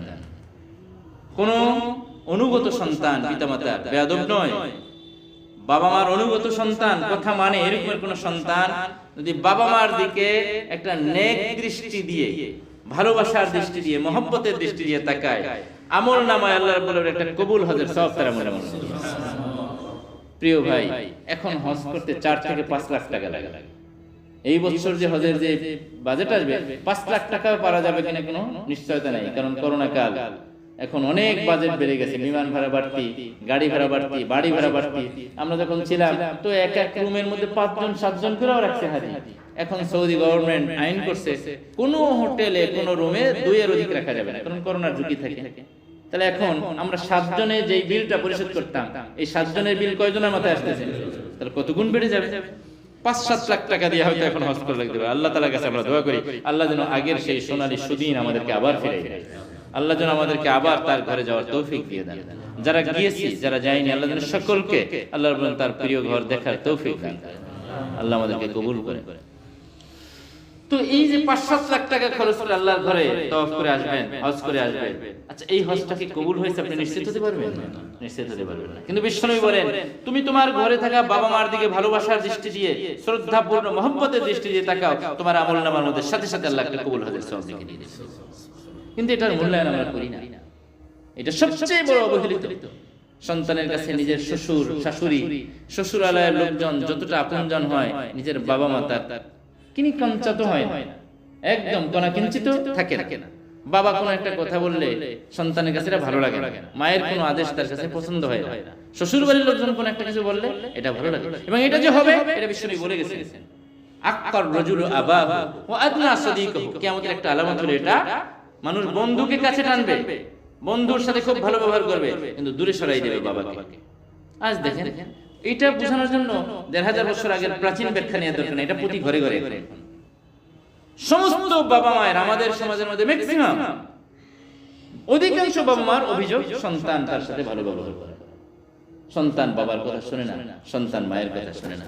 সন্তান একটা বন্ধু ফোন দিলে তখন তার সাথে কত ভালো ব্যবহার করে, সালাম দেয়, কত কুশলাদি জিজ্ঞেস করে, কত শান্তশিষ্ট হয়। কত মায়েদের এই অভিযোগ যে ও আমার পাশে বসে যখন ওর বন্ধুকে ফোন দেয় কত ভালো ব্যবহার করে, আর আমার সাথে কথা বলার সময় মনে হয় না যে আমি তার মা। আল্লাহ রাসূল বলছেন, তোমার পিতামাতা তোমার জান্নাত, তোমার পিতামাতা তোমার জাহান্নাম। আল ওয়ারিস আওসাতু আবওয়াবিল জান্নাহ, তোমার পিতা হলো তোমার জান্নাতের দরজা। তুমি চাইলে সে দরজাকে সুন্দর রাখতে পারো, তুমি চাইলে সে দরজাকে ভেঙে দিতে পারো। রাসূল বলেছেন, ইন্নাল জান্নাতা তাহতা আকদামিল উম্মাহাত, তোমার মায়ের পায়ের নিচে তোমার জান্নাত। মায়ের সন্তুষ্টিতে জান্নাত, বাবার সন্তুষ্টিতে জান্নাত। রিজাল রব ফি রিজাল ওয়ালিদ ওয়া সাখাতুর রব ফি সাখাতিল ওয়ালিদ। আল্লাহর সন্তুষ্টি পিতার সন্তুষ্টির মধ্যে, আল্লাহর অসন্তুষ্টি পিতার অসন্তুষ্টির মধ্যে। রাসূল করিম সাল্লাল্লাহু আলাইহি ওয়াসাল্লাম এক বর্ণনায় এসেছে, 3 জন ব্যক্তির জন্য বদদুয়া করেছেন, যে আল্লাহ রাসূলের নাম শোনার পরে সাল্লাল্লাহু আলাইহি ওয়াসাল্লাম পড়ে না, যে রমজান পাওয়ার পরেও নিজের গুনাহকে maaf করাইতে পারলো না। 2, তৃতীয় কে? যে তার পিতামাতাকে পাইলো অথচ নিজের জন্য জান্নাতকে সে উপার্জন করতে পারবে না, সে ধ্বংস হয়ে যায়। হযরত জিবরিল দোয়া করছেন, আল্লাহ রাসূল বলেছেন আমিন। এই দোয়া কবুল হওয়ার মধ্যে কোনো সন্দেহ নেই, কোনো সন্দেহ নেই। তো প্রিয় ভাই, যে কথাটা বলতেছিলাম, তো 3টি জিনিস এমন, যে জিনিসগুলোর দিকে শুধু তাকাই থাকা, এটা আমার নামের মধ্যে কি থাকে? এর মধ্যে হলো একটা কোরআন, আলিফ লাম র। বলতেছিলাম এটার মধ্যে আমাদের কি আছে, এর অর্থ আমরা জানি না। একটা তো ফায়দা হলো এটা কোরআনের এমন একটা এজাজ যেটা গোটা বিশ্বের মানুষকে কোরআনের কাছে অসহায় করে দিয়েছে, দ্বিতীয় একটা উপকারিতা হলো এটা বুঝি বা না বুঝি এটা পড়লে আমার আমলনামার মধ্যে সওয়াব হয়ে যায়। এর প্রমাণ কি? সহিহ মুসলিম শরীফের হাদিসের মধ্যে আল্লাহ রাসূল বলেছেন, মান করা হারফাম মিনাল কুরআন কুতিবা লাহু আশরু হাসানাত, যে কোরআনের একটি অক্ষর পড়লো, পড়ার সাথে সাথে তার আমলনামার মধ্যে 10টি নেকি লেখা হবে। কয়টি নেকি? 10টি। এরপরে মজার ব্যাপার হলো আল্লাহ রাসূল এরপরে বলেন, লা আকুলু আলিফ লাম মিম হারফুন বাল আলিফুন হারফুন ওয়া লামুন হারফুন ওয়া মিমুন হারফুন। আমি এই কথা বলি না যে আলিফ লাম মিলে একটা অক্ষর, এটা বলি না। আমি বলি আলিফ লাম মিমের মধ্যে 3টা অক্ষর, আলিফ একটা অক্ষর, লাম একটা অক্ষর, মিম একটা অক্ষর। মজার কথা বললাম কেন? কারণ আমরা যারা বলি যে কোরআন শরীফ না বুঝে পড়লে কোনো সওয়াব নেই, এখানে আল্লাহর রাসূল উদাহরণের মধ্যে এমন একটা শব্দ এনেছেন যেই শব্দের কোনো অর্থ নেই, অথচ সেটার প্রেক্ষাপটে বলেছেন তার আমলনামার মধ্যে 30টা নেকি। তাহলে বোঝা যায় কোরআন শরীফ না বুঝে পড়লেও আমলনামায় সওয়াব লেখা হয়। এটা হলো আমাদের জন্য উপকারিতা, এটা হলো আমাদের জন্য উপকারিতা। আর হ্যাঁ, এর চেয়ে বিশদ বিবরণে এই আয়াতগুলো মুতাশাবিহাতের অন্তর্ভুক্ত। কোরআন শরীফের আয়াতগুলো মৌলিকভাবে দুই ভাগে। এক ভাগের ব্যাখ্যা যেগুলো সকলে বুঝে, সরাসরি বুঝে অথবা ব্যাখ্যার মাধ্যমে বুঝে। আরেক ধরনের আয়াত হলো যেগুলো কেউই বুঝে না, আল্লাহ রাব্বুল আলামিন যাদের জ্ঞান দিয়েছেন তারা ছাড়া। এই জাতীয় আয়াতগুলোকে বলা হয় মুতাশাবিহ। তো অনেক মুফাসসিরদের ধারণা হলো, রায় হলো যে এই জাতীয় শব্দগুলো আলিফ লাম মিম, আলিফ লাম রা, ইয়াসিন, তাহা, এগুলো হলো আয়াতুল মুতাশাবিহাত, অর্থাৎ এগুলোর অর্থ আমাদের বোধগম্য না, এগুলো আল্লাহ রাব্বুল আলামিনের কাছে। তো যেগুলো আয়াতে মুতাশাবিহাত এগুলোর ব্যাখ্যার পিছনে আমরা পড়ব না। কোরআনের মধ্যে আল্লাহ রাব্বুল আলামিন বলেন, ফাআম্মাল্লাযীনা ফী কুলুবিহিম যায়গুন ফায়াত্তাবিউনা মা তাশাবাহা, যাদের অন্তরের মধ্যে পেঁচ আছে, বক্রতা আছে, মুনাফিকি আছে, তারাই এই সমস্ত আয়াতগুলোর মধ্যে পিছনে খালি ঘুরে। এগুলো আমি গোপন রেখেছি, আমি তোমাদের কাছে বলি নাই, তুমি এটা কেন করছো? স্বাভাবিক অনেক মানুষের স্বভাব থাকে, দেখবেন আমি তার সাথে একান্তে গোপনে 2টা কথা বলছি, তো আপনি যদি আপনার জন্য উচিত কি যখন দেখছেন গোপনে কথা বলতে, আপনি ওখান থেকে এড়িয়ে চলে চলেন, যেহেতু বুঝতে পারবে সিচুয়েশন দেখে আপনার বোঝা উচিত যে কথাটা কোনো পার্সোনাল কথা হতে পারে, আপনি ওখানে পাশে দাঁড়ালেন, হ্যাঁ এটা আপনার উচিত না, এটা অন্যায়। এই বিষয়গুলো আল্লাহ রাব্বুল আলামিন গোপন রেখেছেন কোরআনে, তার রাসূলের কাছে বলেছেন, অন্য কাউকে বলেন নাই। কাজেই এইগুলো গোপন বিষয় অনুসন্ধান করা এটা কোনো ভদ্র রুচির পরিচয় নয়। বান্দার জন্য এটার পিছনে পড়ার কোনো সুযোগ নেই। যারা এর পিছনে পড়ে, আল্লাহ রাব্বুল আলামিন বলেছেন তাদের অন্তরে রয়েছে বেধি, তাদের অন্তরে রয়েছে বক্রতা। আজ দুঃখজনক হলেও সত্য, আজ এমন সব মানুষ থেকে এমন কথা আসে যারা না কোরআনের ছাত্র হতে পেরেছে, নিজেরা বঙ্গানুবাদ দেখে এরপরে বলে কোরআন তো আমরাও পড়ি, হ্যাঁ তোমাদেরকে পড়াইছে মাদ্রাসায় হুজুররা পিটাই পাটাইয়া, আর আমি করছি স্বেচ্ছায়, আমি 3বার কোরআন খতম করছি, অনুবাদ দেখছি, অর্থ দেখছি, তরজমা দেখছি। অনুবাদ, অর্থ, তরজমা 3টা কি ভিন্ন জিনিস না? একই। অনুবাদ দেখেছি, অর্থ দেখেছি, তরজমা দেখেছি, মুখস্থ হয়তো করতে পারি নাই, তো তুমি আমার চেয়ে বড় হুজুর হয়ে গেলা। তুমি কোরআন বুঝো কোরআনের বাংলা অনুবাদ দেখে, আর তুমি যাদেরকে বলতেছো, ছেড় দিচ্ছ, তারা বাংলা অনুবাদ দেখে বুঝে না, তারা আরবি থেকেই সরাসরি অর্থ করে। এই কোরআন শরীফ বুঝতে হলে একটা ভালো আলেমকে 16 থেকে 18 বছর পর্যন্ত অধ্যয়ন করতে হয়। আলিফ লাম মিম, আলিফ বাতা থেকে শুরু করে নুরানিতে 3 বছর, হেফজখানায় 4-5 বছর, এরপরে দাওরাত হাদিস পড়তেও 14-15 বছর লাগে। এরপরেও পূর্ণাঙ্গ কোরআন শরীফের তাফসীর বোঝা সম্ভব নয়। প্রাচীন যুগের মুফাসসিররা অন্তত 15টি জ্ঞানের সমাহার ঘটলে সেই ব্যক্তির জন্য কোরআন বোঝা সহজ বলে মনে করতেন। বর্তমান যুগের বিশ্ববিখ্যাত দ্বীনি শিক্ষাপীঠ দারুল উলুম দেওবন্দ, ভারতের আপনারা নাম শুনেছেন, সেখানে শাইখুল হাদিস ছিলেন হযরত মাওলানা মুফতি সাইয়্যিদ পালনপুরি রাহিমাহুল্লাহ তাআলা। কিছুদিন আগে দুনিয়া থেকে চলে গেছেন, আল্লাহ রাব্বুল আলামিন তাকে জান্নাতুল ফেরদাউস নসিব করেন। তিনি লিখেছেন 18টি ইলম দরকার। এই কোরআনকে বুঝতে হলে 18টি জ্ঞানের সমাহার থাকলে সেই কোরআনকে বুঝতে পারবে।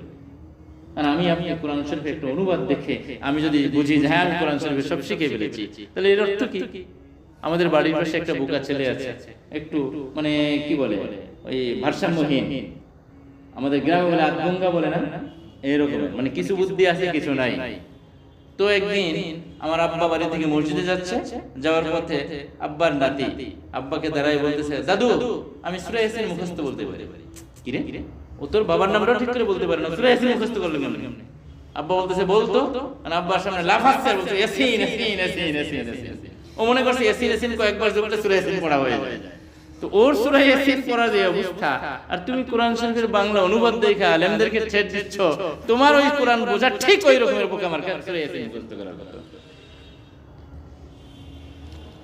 সম্মানিত উপস্থিতি, আয়াতের পরের অংশের মধ্যে আল্লাহ রাব্বুল আলামিন বলেন, তিলকা আয়াতুল কিতাবিল মুবিন। আমি এখন যা বর্ণনা করতেছি, আল্লাহ বলেন এগুলো হলো সুস্পষ্ট কিতাবের কতিপয় আয়াত। সুস্পষ্ট কিতাব, এখানে কোরআন শরীফের একটা বিশেষ বিশেষণ আল্লাহ রাব্বুল আলামিন দিয়েছেন। সেই বিশেষণটা কি? সুস্পষ্ট। কোরআন সুস্পষ্ট, এর অর্থ কি? অনেক অর্থ মুফাসসিরিন ইকরাম করেছেন, আমরা দুটো অর্থকে এখানে আলোচনা করব। কোরআন সুস্পষ্ট এক দিক হলো এই কোরআনের মধ্যে বিধিবিধান যেগুলো, এগুলো আল্লাহ রাব্বুল আলামিন স্পষ্ট ভঙ্গিতে বলে দিয়েছেন। হালাল কি বলে দিয়েছেন, হারাম কি বলে দিয়েছেন। আল হালালু বাইয়িনুন, আল্লাহ রাসূল বলেছেন সহিহ বুখারী শরীফের কিতাবুল ঈমান, আল হালালু বাইয়িনুন ওয়াল হারামু বাইয়িনুন ওয়া বাইনাহুমা মুশতাবিহাত। হালাল সুস্পষ্ট, হারাম সুস্পষ্ট। কি কি হালাল এটা আল্লাহ রাব্বুল আলামিন স্পষ্ট করেছেন, কি কি হারাম স্পষ্ট করেছেন। ও বাইনাহুমা মুশতাবিহাত, এই হালাল এবং হারামের মাঝামাঝি কিছু আছে যেগুলো সুস্পষ্ট, হালালও বলা কঠিন, আবার হারাম কিনা সংশয় থাকে। আল্লাহ রাসূল বলেন এই সংশয়, সন্দেহমূলক জিনিস থেকে তুমি বেঁচে থাকো। কেননা যে সন্দেহজনক জিনিসের মধ্যে জড়িয়ে যায়, এক পর্যায়ে সে হারামের মধ্যে পতিত হয়ে যায়। আল্লাহ রাসূল একটা দৃষ্টান্ত দিয়েছেন আগের যুগে, এটা বুঝতে এখন বর্তমান যুগে এটা আমাদের হয়তো তেমন নেই। আগের যুগে রাজা বাদশাদের ঘোড়া এটা পরিপালনের জন্য আলাদা স্পেশাল চারণভূমি থাকতো, চতুর্পাশ দিকে বেড়ি দেয়া বদ্ধ করা। ওইখানে সর্বসাধারণের কোনো চতুষ্পদ জন্তুর প্রবেশ নিষেধ, এটা শুধু শাহী চারণভূমি। বাদশার আস্তাবলের ঘোড়াই এখানের মধ্যে বিচরণ করবে, অন্য মানুষের কোনো প্রাণী এখানে প্রবেশের অনুমতি নেই। যদি কেউ সাধারণ সর্বসাধারণের কোনো ব্যক্তি যদি এখানের মধ্যে তার চতুষ্পদ জন্তুকে প্রবেশ করায়, আইনত দণ্ডনীয় এবং শাস্তিযোগ্য অপরাধ। এটা ছিল। এখন সে যুগে কোনো ব্যক্তি যদি ব্যক্তিগতভাবে তার ঘোড়াকে ঘাস খাওয়াইতে যাইতে হয়, তাহলে কি ওই চারণভূমির কাছে নিবেন, একটু দূরে দূরে দেখবে? কারণ যদি এখান থেকে ছেড়ে দেয়, যদি ঘাসের বেড়ার কাছে যায়, হতে পারে কোনো এক অগোচরে অনিচ্ছা অসতর্কতা বশত মুখটা হয়তো দেখা যায় ভিতরে। ও তো আর রাজা বাদশা চেনে না, ও তো গরু ছাগল, ওর তো এই বুদ্ধি নাই, ও তো মুখ দিয়ে দেবে, আর মুখ দিয়ে দিলেই বিচারটা হবে রাখালে। তো রাসূল কারীম সাল্লাল্লাহু আলাইহি ওয়াসাল্লাম এই দৃষ্টান্ত দিয়ে বুঝিয়েছেন, শাহী বাদশার চারণভূমি থেকে সাধারণ জনগণ যেভাবে নিজেদের পশুগুলোকে আগলে রাখে, সন্দেহপূর্ণ জিনিসগুলো থেকে যেটা হালাল না হারাম আমার একটু খটকা লাগে, তুমি ওটা খেও না, এরাই চলে যাও। কারণ হালাল জিনিস যদি তুমি না খাও তোমার গুনাহ নেই, কিন্তু যদি হারাম হয়ে যায় তাহলে খাইলে তো তোমার আমল নামায় কবিরা গুনাহ। কত হালাল আছে, আমরা সব খাই, পান খাওয়া হালাল, কয়জনে খাই? এখানে তো দুই একজন হয়তো খেতে পারেন, আমি তো খাই না, আমার কি গুনাহ হচ্ছে নাকি? আমি এটা হালাল বিশ্বাস করি কিন্তু খাই না, আমার তো গুনাহ নেই। কিন্তু যদি এটা হারাম হয়ে যায় তো কথার কথা, তাহলে খাইলে তুমি গুনাহগার হতাম। তো বিশ্বনবী সাল্লাল্লাহু আলাইহি ওয়াসাল্লাম সন্দেহপূর্ণ জিনিস থেকে, সংশয়পূর্ণ জিনিস থেকে এভাবে বেঁচে থাকো যেভাবে সর্বসাধারণ নিজেদের পশুগুলোকে আগলে রাখে। কোথা থেকে? বাচ্চার চারণভূমি। তো কোরআন সুস্পষ্ট, এটার এক অর্থ করেছেন মুফাসসিরিন এই, যেটা সুস্পষ্ট হওয়ার দিক হলো এর মধ্যে হালাল এবং হারাম জিনিসগুলো আল্লাহ রাব্বুল আলামিন স্পষ্ট ভাবে বলে দিয়েছেন। কি কি হালাল বলে দিয়েছেন, কি কি হারাম বলে দিয়েছেন, কোনো স্পষ্ট নেই। কোরআন সুস্পষ্ট। এটার আরেকটা ব্যাখ্যা যেটা এখানের মধ্যে প্রাসঙ্গিক, সেটা হলো কোরআন তার সাহিত্য, তার বিশুদ্ধতা, এইটার চূড়ান্ত মার্গে উন্নীত, যে এইটা সুস্পষ্টের মধ্যে কোন ধরনের সংশয়ের অবকাশ কোরআনের মধ্যে নাই। এবং এটা কোরআনের একটা এজাজ, কোরআনের একটা চ্যালেঞ্জ। কোরআন কোন আয়াতের মধ্যে কোথাও বলেছেন তোমরা যদি এই কালামকে নিয়ে সন্দেহের মধ্যে ভোগো যেটা আল্লাহর কালাম কিনা, তো এইরকম একটা কোরআন তোমরা বানাও, তারা এতে ব্যর্থ হলো। রাসূল কারীম সাল্লাল্লাহু আলাইহি ওয়াসাল্লাম যেই যুগে দুনিয়াতে এসেছিলেন, সেই যুগটা ছিল সাহিত্যের চরম উৎকর্ষের একটা যুগ। আল্লাহ রাব্বুল আলামিনের একটা তরিকা হলো, নিয়ম হলো, যেই যুগে যে নবী বা রাসূলকে প্রেরণ করেছেন, সেই যুগে সবচেয়ে বেশি যেই বিষয়ের প্রভাব ছিল, ওইটার মোকাবেলার শক্তি দিয়ে নবীকে বা রাসূলকে প্রেরণ করেছেন। নবী মূসা আলাইহিস সালামের সময় জাদুবিদ্যার ব্যাপক প্রভাব। হযরত মূসা আলাইহিস সালামের মোকাবেলার জন্য ফিরাউন ৭০,০০০ জাদুকরদেরকে একত্রিত করেছেন। জাদুবিদ্যার কি প্রভাব ছিল? লাঠি ফলাইলে সাপ হয়ে যেত, এমন জাদুবিদ্যা ছিল। আল্লাহ রাব্বুল আলামিন তাদের মোকাবেলায় মুসা আলাইহিস সালামকে এক অলৌকিক শক্তিময় লাঠি দিয়ে প্রেরণ করলেন। এটা সাধারণ জাদু না, বরং ওদের সকল জাদুর লাঠিকে সাপকে খেয়ে ফেলে। তারা যখন তাদের সাপগুলো ছাড়লো, লাঠি ছাড়লো, সাপ হয়ে গেল। মুসা আলাইহিস সালাম দিকে আসতে লাগলেন। মুসা আলাইহিস সালাম প্রথমে ভড়কে গেলে কি হয় না, আরে আল্লাহ এতগুলি সাপ। আল্লাহ বললেন ফালকি আসাক, তুমি তোমার লাঠি ফেলো। মুসা আলাইহিস সালাম ফালকাহু ফাইদা হিয়া হাইয়াতুন তাসা, কোথাও আছে ফাইদা হিয়া সুবানুন মুবিন। দুই আয়াত মিলালে এর অর্থ হয় দ্রুত গতি সম্পন্ন কিন্তু বিশাল আকারে, বিশাল দেহি এক সাপ হয়ে গেল। এখন মুসা আলাইহিস সালাম উনি যখন সাপ ফেললেন, লাঠি ফেললেন, তো এটা ওইগুলো তো জাদু, ওগুলো জাদুর লাঠি, আর এটা হলো আল্লাহ রাব্বুল আলামিনের অলৌকিক লাঠি। শক্তি তো এটার অনেক বেশি। কত বেশি? ওগুলো আসতেছে, মুসার লাঠি শুধু হা করে আছে, হা করে, বড় করে একটা হা করে আছে। সব লাঠির সাপগুলো মুসার সাপের পেটের মধ্যে ঢুকে যাচ্ছে, টান দিচ্ছে, সব পেটে চলে আসছে। জাদুকর অবাক যে নিঃসন্দেহে এটা কোনো জাদু না, এটা আল্লাহর রাব্বুল আলামিনের অলৌকিক কোনো সাপ। নতুবা যদি এটা জাদু হয় তাহলে জাদুর মোকাবেলায় জাদু, আমরাও জাদু ফেলেছি, সেও জাদু ফেলেছে, কিন্তু সে তো তার লাঠি তো আমাদের সাপগুলোকে খেয়ে ফেলেছে। তাহলে বোঝা যায় এটা জাদু না, এটা জাদুর চেয়ে শ্রেষ্ঠ কোনো বিষয়। সকলে ঈমান এনে সিজদায় পড়ে গেল, সকলে ঈমান এনে সিজদায় পড়ে গেল। এটা ছিল মূসা আলাইহিস সালামের সময় আল্লাহ রাব্বুল আলামিনের প্রদত্ত অলৌকিক শক্তি, ক্ষমতা, মুজিজা। পরবর্তীতে আসলেন হযরত ঈসা আলাইহিস সালাম। তার আমলে সবচেয়ে বেশি যেই বিষয়ের প্রভাব ছিল সেটা ছিল চিকিৎসা বিদ্যা। হাকিম জালিনুস বিশ্ববিখ্যাত এক চিকিৎসক, যার আমলে চিকিৎসা এতদূর অগ্রসর হয়ে গেছিল যে সে দাবি করে ফেলেছিল যে মৃত্যুর মধ্যে প্রাণ সংসার মানে সঞ্চার ছাড়া আমি অধিকাংশ রোগের ট্রিটমেন্ট আমি দিতে পারি। চিকিৎসা বিদ্যার এই দারুণ একটা উৎকর্ষের সময় আল্লাহ রাব্বুল আলামিন হযরত ঈসা আলাইহিস সালামকে প্রেরণ করলেন। এবার তার হাতের মধ্যে আল্লাহ রাব্বুল আলামিন কি শক্তি দিলেন? ওয়া উবরিউল আকমাহা ওয়াল আবরাসা বিইজনি ওয়া উহয়িল মাউতা বিইজনিল্লাহ। হাকিম জালিনুস কুষ্ঠ রোগের চিকিৎসা জানতেন, পেট খারাপের ওষুধ জানতেন, ডায়রিয়ার ওষুধ জানতেন, জ্বরের ওষুধ জানতেন, কিন্তু কোন জন্মান্ধ মায়ের পেট থেকে যে সন্তান চোখ দৃষ্টিশক্তি নিয়ে আসতে পারে নাই, তার দৃষ্টিশক্তি সংযোজনের বিদ্যা তার কাছে ছিল না, এবং সেটা তো সে যুগে ছিল না। এখন তো মেডিকেল সায়েন্স অনেক দূরে উন্নীত হয়েছে, এখন কি কৃত্রিম চক্ষু সংযোজন আবিষ্কার হয়েছে, আর একজনটা নিয়ে ছাড়া সম্ভব না। কিন্তু হযরত ঈসা আলাইহিস সালাম আল্লাহর বলেন কি ক্ষমতা দিলেন? তিনি কোন জন্মান্ধের চোখে শুধু হাত বুলাই দেন, সাথে সাথে দৃষ্টিশক্তি ফিরে পায়। চিকিৎসা বিজ্ঞান যতদূর যাক, একটা মরা মানুষকে তো জীবিত করা সম্ভব নয়। যদিও মার্কিন বিজ্ঞানীরা এখনো এই গবেষণায় লেগে গেছে, তারা এর পিছনে লক্ষ লক্ষ কোটি বিলিয়ন ডলার ব্যয় করতেছেন। তারা ধারণা করতেছেন অদূর ভবিষ্যতে যদি তাদের এই গবেষণা কখনো সফলতার মুখ দেখে, তাহলে হতে পারে অনাগত ভবিষ্যতে কোনো দিনে মানুষের মৃত্যুদেহের মধ্যে তারা প্রাণ সঞ্চার করতে পারে। এই জন্য এই ফালতু কাজের পিছনে তারা বহুত টাকা লস করতেছে। আর অনেক পুঁজিপতিরা, বড় লোকরা তাদের টাকাগুলো মৃত্যুর আগে ওই তাদের কাছে দিয়ে যায়। আমি যদি মরে যাই, আমার ডেড বডি, মৃত্যুদেহটাকে ওই হিমাগারে রেখে দাও, হয়তো 50-60 বছর পরে, 100 বছর পরে যদি এই গবেষণাটা সফল হয়, তাহলে আমি আবার দুনিয়াতে ফিরে আসতে পারি। দুনিয়ায় পাগলের অভাব নেই, এটা তো কোনোদিন সম্ভব না, এটা হবেও না। কিন্তু আল্লাহ রাব্বুল আলামিন তো হাকিম জালিনুস তো কোনো মরা মানুষকে জীবিত করতে পারতো না, কিন্তু আল্লাহ নবী হযরত ঈসা আলাইহিস সালাম আল্লাহর বলেন তাকে এই শক্তি দিলেন, কোন মৃত ব্যক্তির পাশে গিয়ে কুম বিইজনিল্লাহ, আল্লাহর হুকুমে দাঁড়িয়ে যাও, মৃত ব্যক্তি দাঁড়িয়ে। তো প্রত্যেক জন নবীকে আল্লাহ রাব্বুল আলামিন তার যুগের বাতিলের যে শক্তি ছিল সেটার মোকাবেলা করার মতো শক্তি দিয়ে আল্লাহ রাব্বুল আলামিন প্রেরণ করেছেন। সর্বশেষ নবী বিশ্ব নবী মুহাম্মদুর রাসূলুল্লাহ সাল্লাল্লাহু আলাইহি ওয়াসাল্লাম, তার সময়ে কিসের যুগ ছিল? এটা ছিল সাহিত্যের যুগ, সাহিত্যের চরম উৎকর্ষের যুগ। আরবরা তো এমনি স্বভাবজাত কবি সাহিত্যিক হয়, আর তারপর সেই যুগটা ছিল এর চরম একটা মার। বুঝেন না, যেই যুগের কবিরা তাদের কাব্য সমগ্রের পাণ্ডুলিপিগুলো, নিজেদের স্বরচিত কবিতা সমগ্রের পাণ্ডুলিপি বাইতুল্লাহ, আল্লাহর কাবা ঘরের দেয়ালের সাথে ঝুলাই দিয়েছে।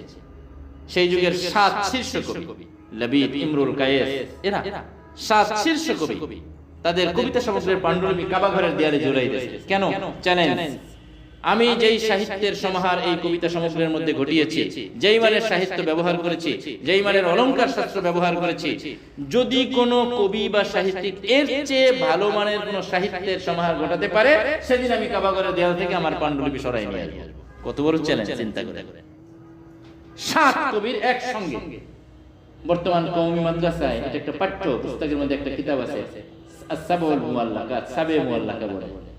সাবউল মানে হলো 7, মুআল্লাকা মানে হলো ঝুলন্ত। 7 কবির পাণ্ডুলিপি ঝুলাই রাখছে কাবা শরীফের দেয়ালে। কেন ঝুলাই রাখছে? এর চেয়ে ভালো করে সাহিত্যকে দেখাইতে পারলে সেদিন আমরা এটাকে নিয়ে আসবো। তার মানে কি এটার চেয়ে ভালো কেউ পারবে না। কোরআন নাজিল হইল, আল্লাহ রাব্বুল আলামিন কোরআন নাজিল করলেন, এক এক কবি যে রাতের আধারে নিজের পাণ্ডুলিপি সরাই নিয়ে আসতেছে। রাতের আধারে কেউ যেন না দেখে, কেউ যেন না দেখে। এর মধ্যে এক কবি ছিলেন লাবিব, যিনি পরবর্তীতে ইসলাম গ্রহণ করেছেন, মুসলমান হয়ে গেছেন। আল্লাহ রাসূল তার কবিতাকে খুব পছন্দ করছেন। আল্লাহ রাসূল সহিহ মুসলিম এবং বুখারী বর্ণনায় এসেছে, আল্লাহ রাসূল বলেন, আসদাকু কালিমাতিন ক্বালাহা শাইর কালিমাতুল লাবিব। কবিরা যত কথা বলে এর মধ্যে সবচেয়ে বাস্তব একটা কথা বলছে কবি লাবিব। আলা কুল্লু শাইইন মা খালাল্লাহ বাতিলু ওয়া কুল্লু নাঈমিন লা মুহালাতা যাইলু। আল্লাহ রাসূল এই কবিতার এই অংশটা খুব বেশি পছন্দ করেছেন। বলেন আসদাকু কালিমাতিন, কবিদের সব কথার মধ্যে এটা হলো সবচেয়ে সত্য কথা। আলা কুল্লু শাইইন মা খালাল্লাহ বাতিলু, অর্থ কি? আল্লাহ ছাড়া যা কিছু আছে সব নিঃশেষ, সব ধ্বংস হয়ে যাবে, কোনটা চিরন্তন না। ওয়া কুল্লু নাঈমিন লা মুহালাতা যাইলু, আর যত নিয়ামত দুনিয়ার মধ্যে আমরা ভোগ করি না কেন সবগুলোই নিঃশেষ, ক্ষণস্থায়ী, কোনটাই চিরন্তন নয়। এই কবিতাটি আল্লাহ রাসূল খুব পছন্দ করেছেন এবং প্রশংসা করেছেন। তো পরবর্তীতে সে ইসলাম গ্রহণ করেছে। ইসলাম গ্রহণ করার পরে এই কবি নিজের কাব্য চর্চাকে চিরদিনের জন্য ছেড়ে দিয়েছে।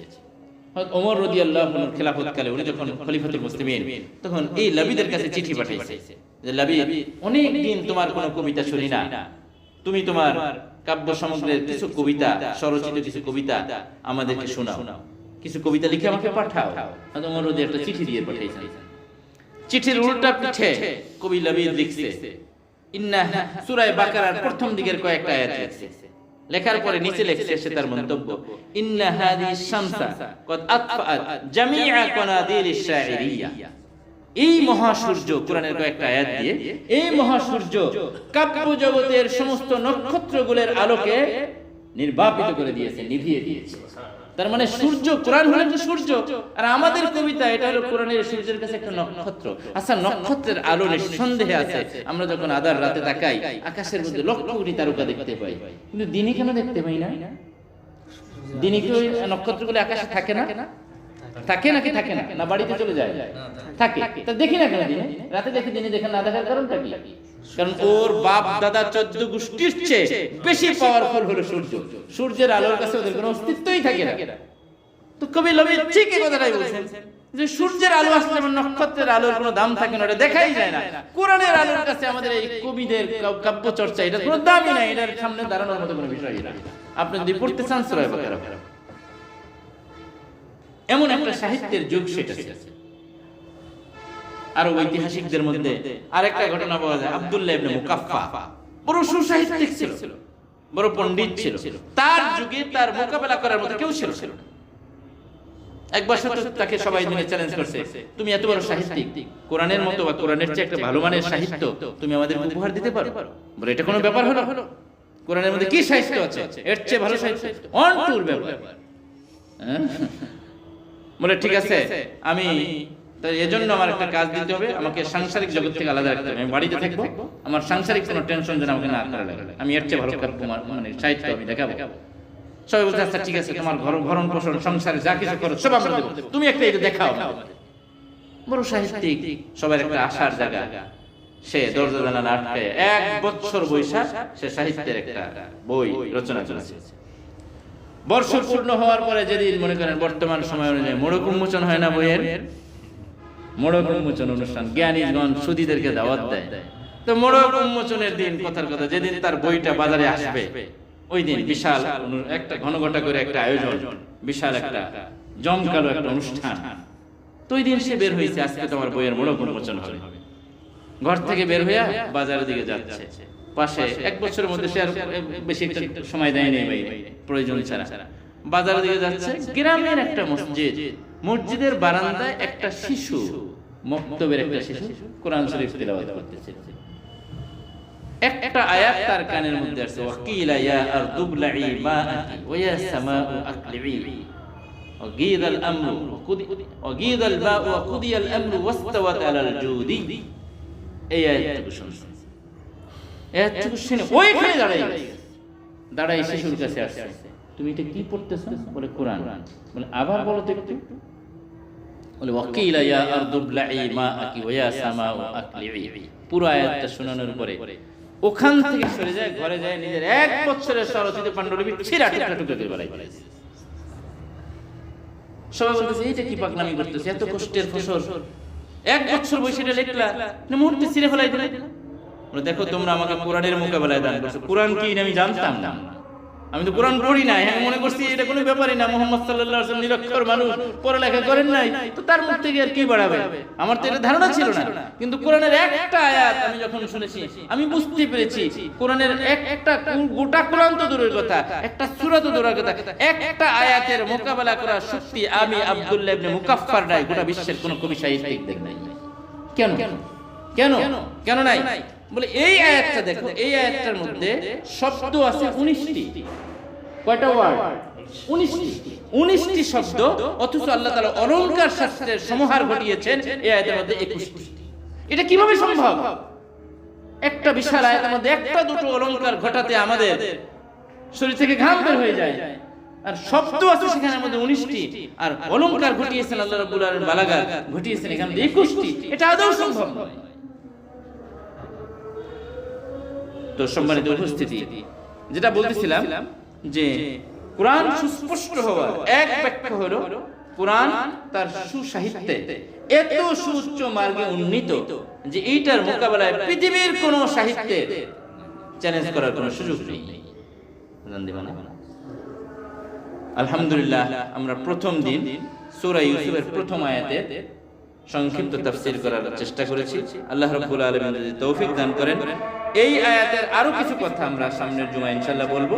এরপরে দ্বিতীয় আয়াত শুরু করব ইনশাআল্লাহ। আযান দেন।